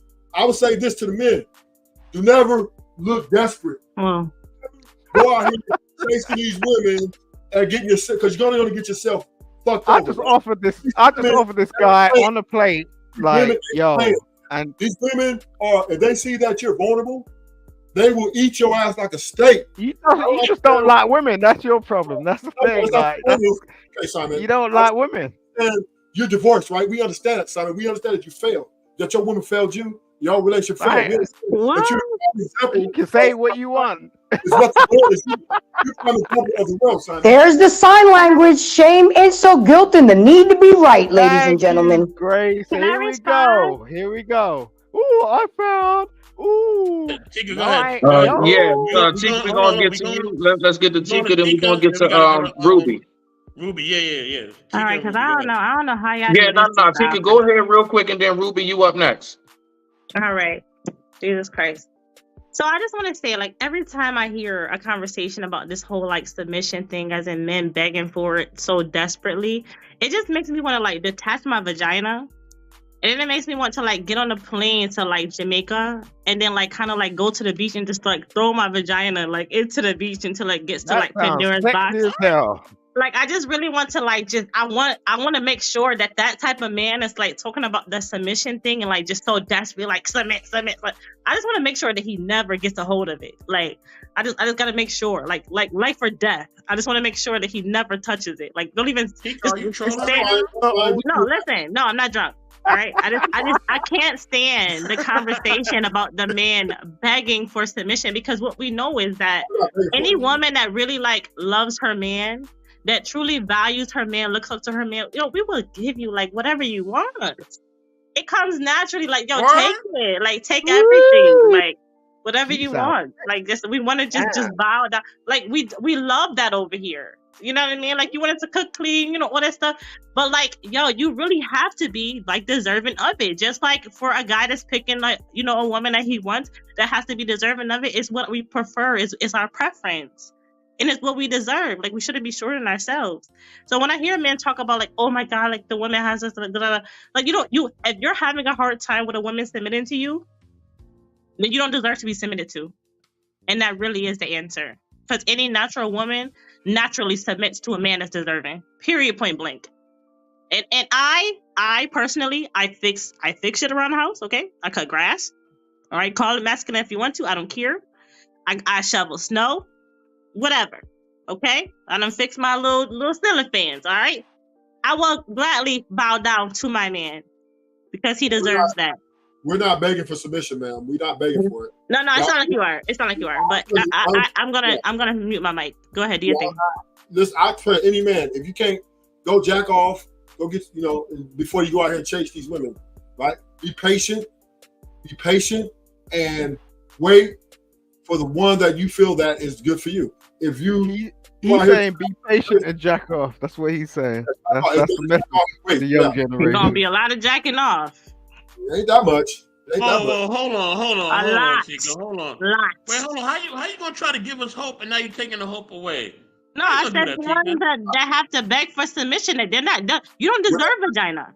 All right. I just threw my vagina in the dang ocean. All right. But vagina equals submission? Isn't Hey, submission in the- listen. You heard what I said, man.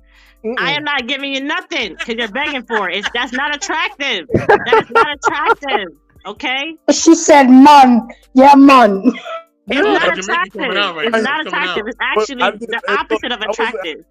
Don't make my twin sister vexed, y'all. No, let her be vexed. Grace, you You're gonna have to go swim and go get it down there, huh? Yep. That's I'm off tonight. I got time. Swim, nigga. Go swim. Right after the stream. You out of control. You are out of control, Grace. Yeah, about Titra's out. Oh, Lord have mercy. Ruby Doll, what's going on with you, Ruby Doll? I'm glad you're up here. We are having a blast right now. We are trolling. Oh my gosh. You guys are so funny. What's up, everybody? Much love to everybody. Love and hugs. Ruby in the house. Hello. What's up, y'all? You know what? I'm gonna just say this. This is from a perspective of somebody who has been a serial dater, has been a habitual liar, cheater, has had kids out of wedlock, and has been shamed for a lot of things. Okay, so I'm not ever like trying to project my shit on y'all, right? This is just what I see. I think that when it comes to the nature of us all, like the nature of men, for example, or the nature of women, whatever you identify with, I think we need to understand more of what that means. So it doesn't mean that, like, for example, the whole idea of polyamory is beautiful, but if without a purpose, it's just sex, right? That's what I think.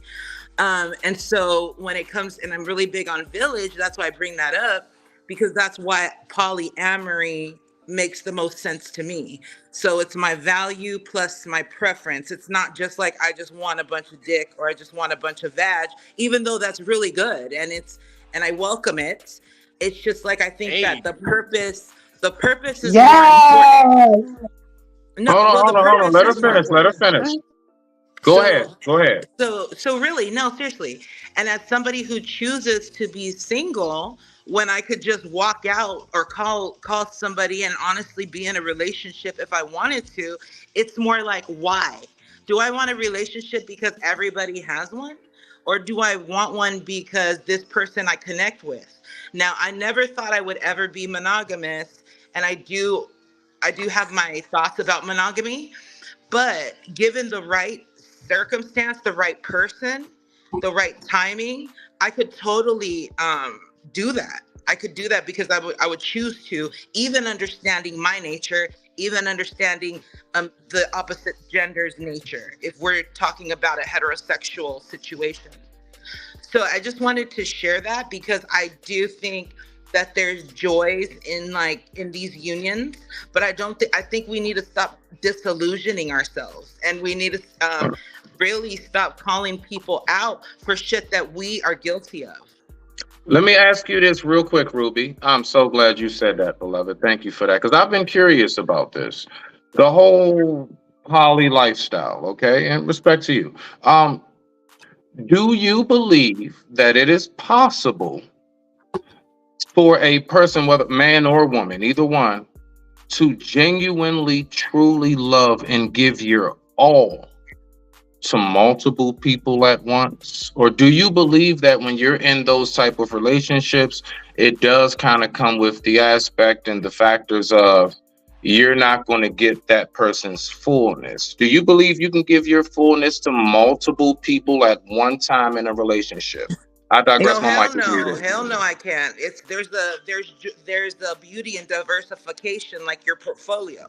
We put some gold in here, we get some crypto, we got some dollar bills, and that's how I truly think. Because you froze, babe. Am I the only one? Sweetie, I would have to say yes because I seen it. A person can. Anybody? No, hold on, wait. She's back. Let her finish, and then Grace, you can go, and anybody can go next. We got about another 30 minutes before we lock it down. Rock out. Well, I'm just saying that I can't. I'm not saying that I can't. I'm saying that my perception is that I'm going to give different services, and people are going to give me different services. I don't expect to have 3 boyfriends that I'm doing the exact same things with and trying to be everything for. So I think that when you do enter a polyamorous environment, there's that embedded, you understand that you're not going to get 100%. It's more village. It's about what we all need. It's not about what just me needs. You feel me? Now hold on. Now Ruby Doll, right? Hold on. Now I'm surprised, Ruby Doll, right? Because you love everybody, sis. You love everybody. You know what I'm saying? You're very loving. No, I don't. I'm trying to be nice. I'm trying to give a disclaimer right now. Man, we are wild for tonight. This is a great show. We're going really crazy right now. We're really up right now. Listen, but I noticed something, right? Before Grace goes, I noticed something. I noticed as soon as you came on screen, you turned your camera on. Simon turned his camera on. You know what I mean? He looking at you. He looking at you like you looking at you. I see you, Simon. I see you, dog. Yeah, I'm looking at you don't know when a man is saying when is round 2 available. You don't know that. He close to the camera and all that. Look at him looking at her. I'm looking closely. I'm like, Jesus. Oh shit! Okay, that just went right over my head. Yep. That's how it goes. That's down. what happens when there's too many in the picture, Ruby. It goes over your head. But I'm messing with you, baby. You good. I have ADHD too. Nah, don't claim that shit. Don't claim that shit. You pay real good attention to what interests you. If that shit interests you, you all red tunnel zoomed in. Let's not even do that to yourself. Yeah. Go ahead and focus on Simon real quick. Let's see how this work out. Go ahead, Simon. Rock out. Switch your shit. Simon. Now I'm kind of speechless right now. Shit, we having the love connection in Smitty's corner tonight, everybody. It's so cute.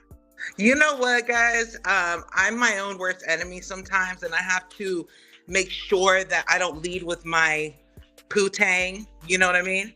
So I'm just trying to, and I do believe in like transmutation. So if anything, transmutation helps me to stay focused when I would like to be sleeping with a bunch of people. Damn. Okay. I don't even know how to give a follow question to that. Anybody got something? Shit, I'm stuck. No, because transmutation is something that's something that someone actually needs to sort of pay attention to. Like if they really know what that means. Like it's an indoctrination, but at the same time it's something that's kind of spiritual. But I don't want to get into that right now. I'm gonna bore the fuck out of people, man. Jesus Christ. Smitty, what you got? Oh my gosh. Getting smitten on Smitty's show. Oh my gosh. Yo, I'm chilling. I'm letting y'all rock out and then we're gonna shut it down soon. I'm chilling. Damn. We're having an orgy right now, guys. No, we're not. Whoa, We're just having a conversation. Some of us are in relationships. You can't say that out loud. we kind of crossed that line. You see how she came off? I know what she's talking about, like for real. But at the same time, it's just like, yo, you know, we're talking about something else, maybe. But it is what it is, and people are who they are. And did you just lick your lips? Yeah. Hold on, Simon. This how you catch him, though, Simon. This how you catch him. Gracie, were you watching him lick his lips? Have you been paying attention to said soup coolers? I don't know, Gracie. Oh, I want it tonight. Get it, Queen Grace. We don't miss a beat. I'm like LL Cool J in this bitch. I don't give a fuck. Like at the end of the day, like it is what it is. When I come across certain people, I'm just like, yo, man, our energies match, and that's what it is. Man, hey, what? Tell him, Simon. Who do you love? Tell him, Simon. Tell him. Yeah, man. Get back to that shit. Who the fuck just sung that? Who did that? Your band. Who? That Something was was that you? Simon. That's Puffy's tricks. That's Puffy's tricks. Don't do that again, Simon. Yo, did Ruthless leave? Yes, he did. Yes, he did. Wow. I was gonna try to get him to, to come at you again. Cause remember, he said he's gonna take you to Ruth Chris and all that. What happened to that? I guess all I was asking was a question. Have you been to therapy? And I guess that touched the nerve. Damn, I just asked the question. It's a viable question. And he deflected in every way that a person can deflect. Shame, insult, guilt, and the need to be right. Yeah, but you know where Rufus comes from. I got a question for I Ruby. don't know if Christians consider resorting to the word as a deflection. I think that's just like the ultimate. You know what I'm saying? I don't think they look at that as deflecting. Nah, they don't. I got a question for Ruby. So Ruby, right? Are you listening, Ruby? Yes, sir. Okay. So Ruby, since Simon is really smitten by you, right? Is Simon the type of gentleman that you would actually, want to get to know and talk to? I'm just asking. As a sapiosexual, in all honesty, mental stimulation is everything. So it don't even matter what the physical is. It's more like that's just cream on the cake. All right. Well, So that's a yes? No, what that means is, in translation, Simon, just don't say no dumbass shit out your mouth and you in there, bro. All right, I'm gonna listen to you, but at the same time, I'm gonna pay attention to her, and that's what goes down. I'm very Holy shit. Simon's going to listen to somebody? That's what goes down in relationships. I'm gonna hear what you say, but I'm gonna listen to her. That's what goes down. That's only because his keg shipment didn't come in tonight. You know what they say, guys? That no one's nicer to you than a guy who hasn't fucked yet. She's cute. What do they say, Ruby? Talk to us, baby. Oh, I said no one's nicer to you than a guy who hasn't fucked yet. I read that somewhere. Yep. Then what are they? Okay, so what do we after we get the? Yeah, what do we after we get the cootie? Asshole. Yo, I ain't had that much pussy, so at the end of the day, you can call me a virgin if you want. God damn it, Simon! You never say that out loud. Keep mine in the ocean. We know, Tika. You don't lie. You throwing your thing away in the ocean. We know. I'm gonna keep mine at the bottom of the ocean. What's up? That's what's up. Yo, I don't know what's going on right Yo, now. what is going on tonight? What's in the water? What y'all drinking? Ooh. I wasn't drinking. Tika was drinking, and you've been drinking. I was drinking a little bit of salt. I haven't been drinking. I cooked dinner. I did laundry. I did the dishes, and I'm here with y'all. What do you do for dinner, Grace? I did a homemade chipotle. I did bell peppers and onions, rice, beans, grilled chicken, sour cream, and cheese. Hey, Grace trying to trap somebody. I'm never coming over Grace's house because Grace be trying to trap people. You come over house, you eat as a man, you ain't gonna try to never leave. Boy, facts. I get you with the food and the booty thing. Boy. Hey. Hell no. Thank you, Grace. He said, hell no. He said, thank you, Grace. No, serious. I'll go think about stuff.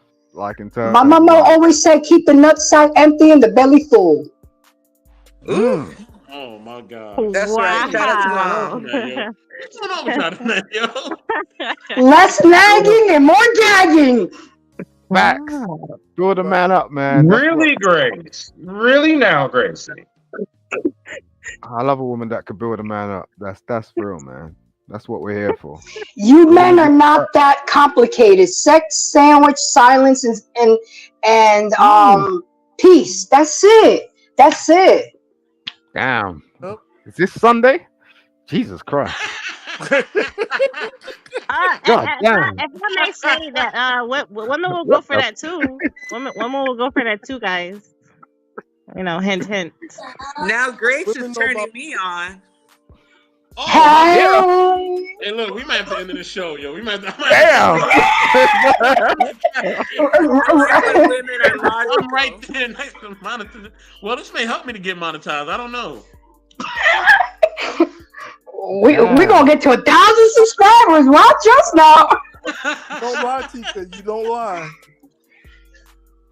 Damn, even the doc had to come up here today. He said he was only coming through, but the conversations was juicy. Man, we might have to have I'm not even gonna say the title of the show I'm thinking about. I'm gonna keep that to myself.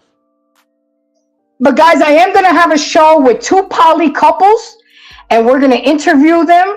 I personally know one couple and another couple I met online, and we're gonna interview them, and we're gonna find out all about the poly lifestyle to see. And then whatever questions y'all got for them, get them ready because they said they're willing to answer them.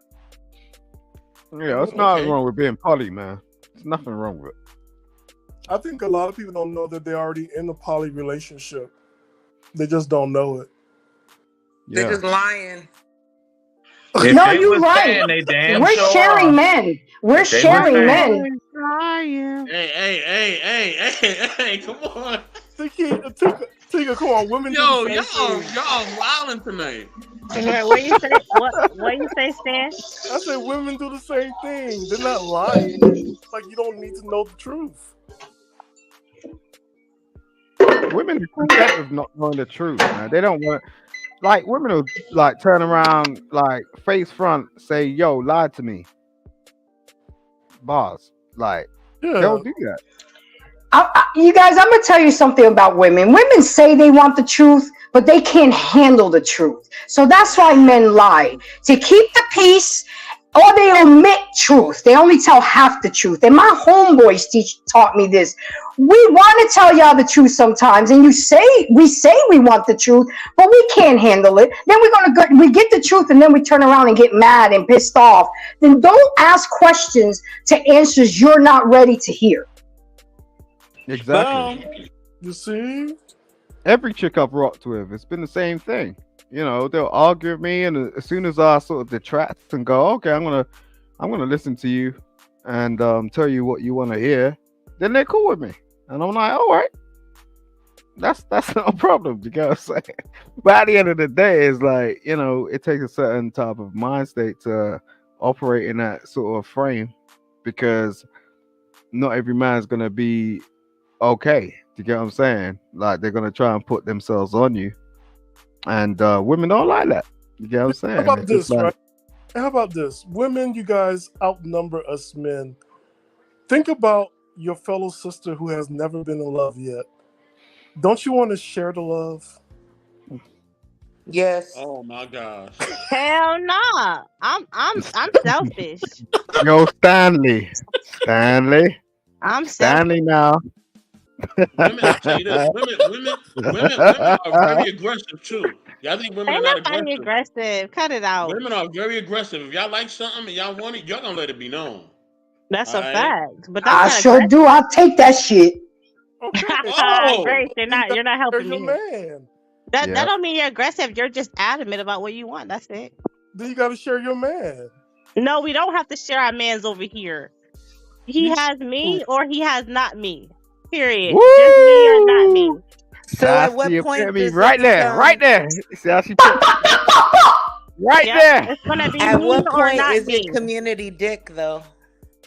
But Yeah, see, right. there, It's always right? community dick. Yo, we got like 5 It's more for minutes the on this show. community. But just let me know you're gonna be community dick. It's when you lie about it. If we're gonna share, I'm okay with that. But let me know. Just let a nigga know. Remember, you just said that women don't like the truth. You But not all women, Stan. I'm not like most women, so don't put me in that category. If I'm not ready to hear the answer to a question, I will not ask that man. But when I'm ready to hear the answer and I think I can handle it or know I can handle it, I will ask. Trust me. Yeah, but she said she's okay with like having community dick, right? Is that what you said? I said I'm not.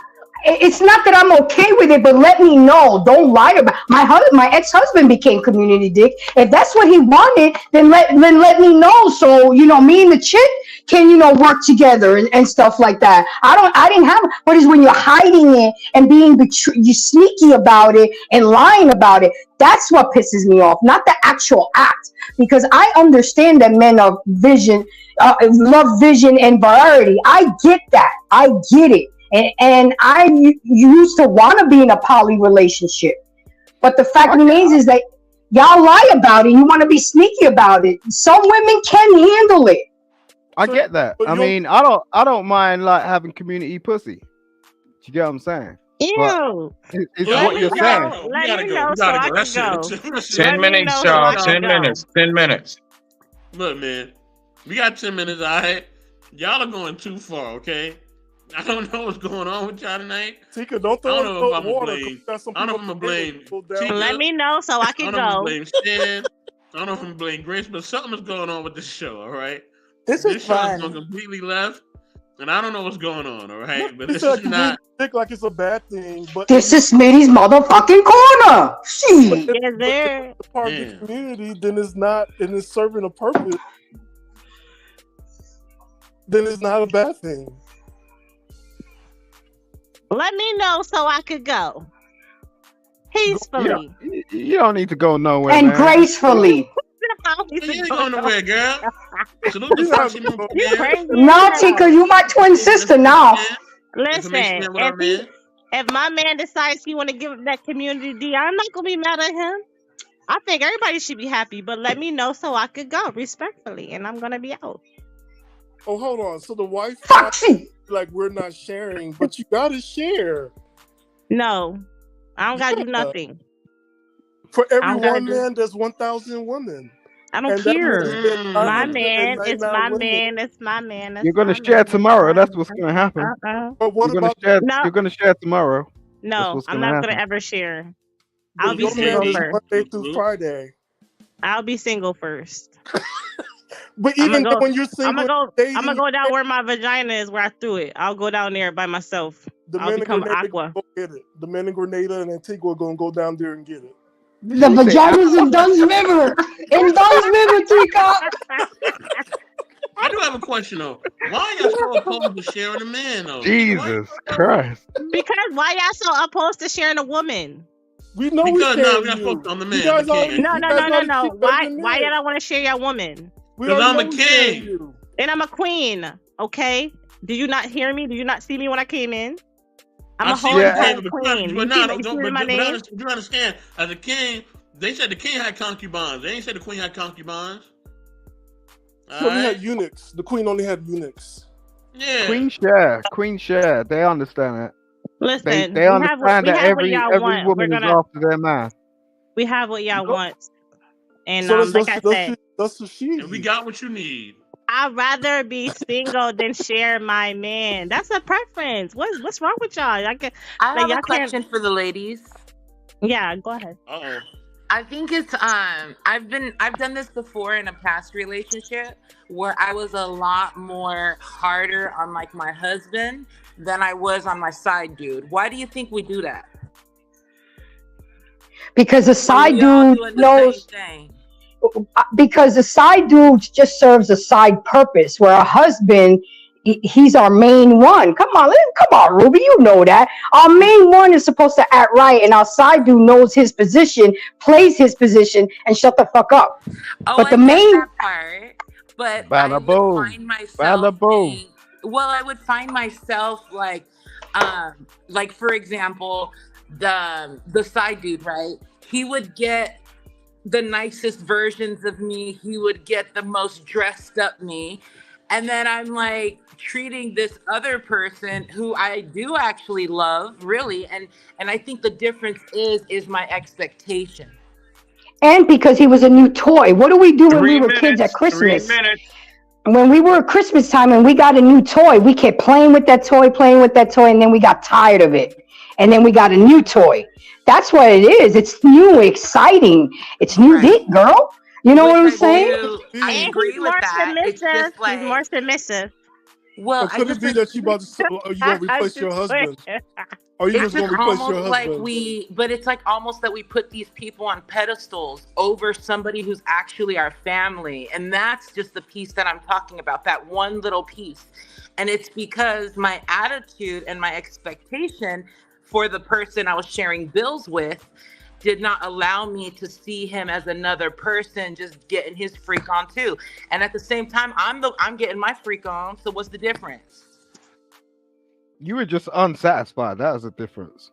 Like, why are you gonna go to another dude and do all that dress up stuff, like, and not do that for the dude that you're actually Well, that's my question. in a household That's with? the meat of my question. We Ruby, we got to do a tend show together. Oh, definitely, Mama, definitely. This is what these chicks doing all day long. They be playing us. Like, they're like, yo, What's the name? like, What's the name? The wife podcast say Brokies, and Brokies get everything.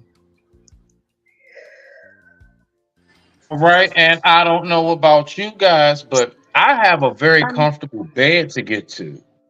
Like shit though. Amazing Okay. show. Thank you. Thank you. I love us all. Does anybody have any last final words? Please, a minute or under. I want to go first. I want to give a shout out to all the side pieces and Workwise for holding it down for us. Does anybody else have any real last words? It's like, nah, you good stuff. Simon, you got anything? nah, peace, me. All right, man. Top Flight, you got anything? And the rest of the Thanks panel. for letting us explore Smitty's corner Yeah, today. good All conversation. right now. Well, with that being said, I love us. I digress. My mic is muted. Grace, Read come back. that. Grace, come back. Come back, Grace.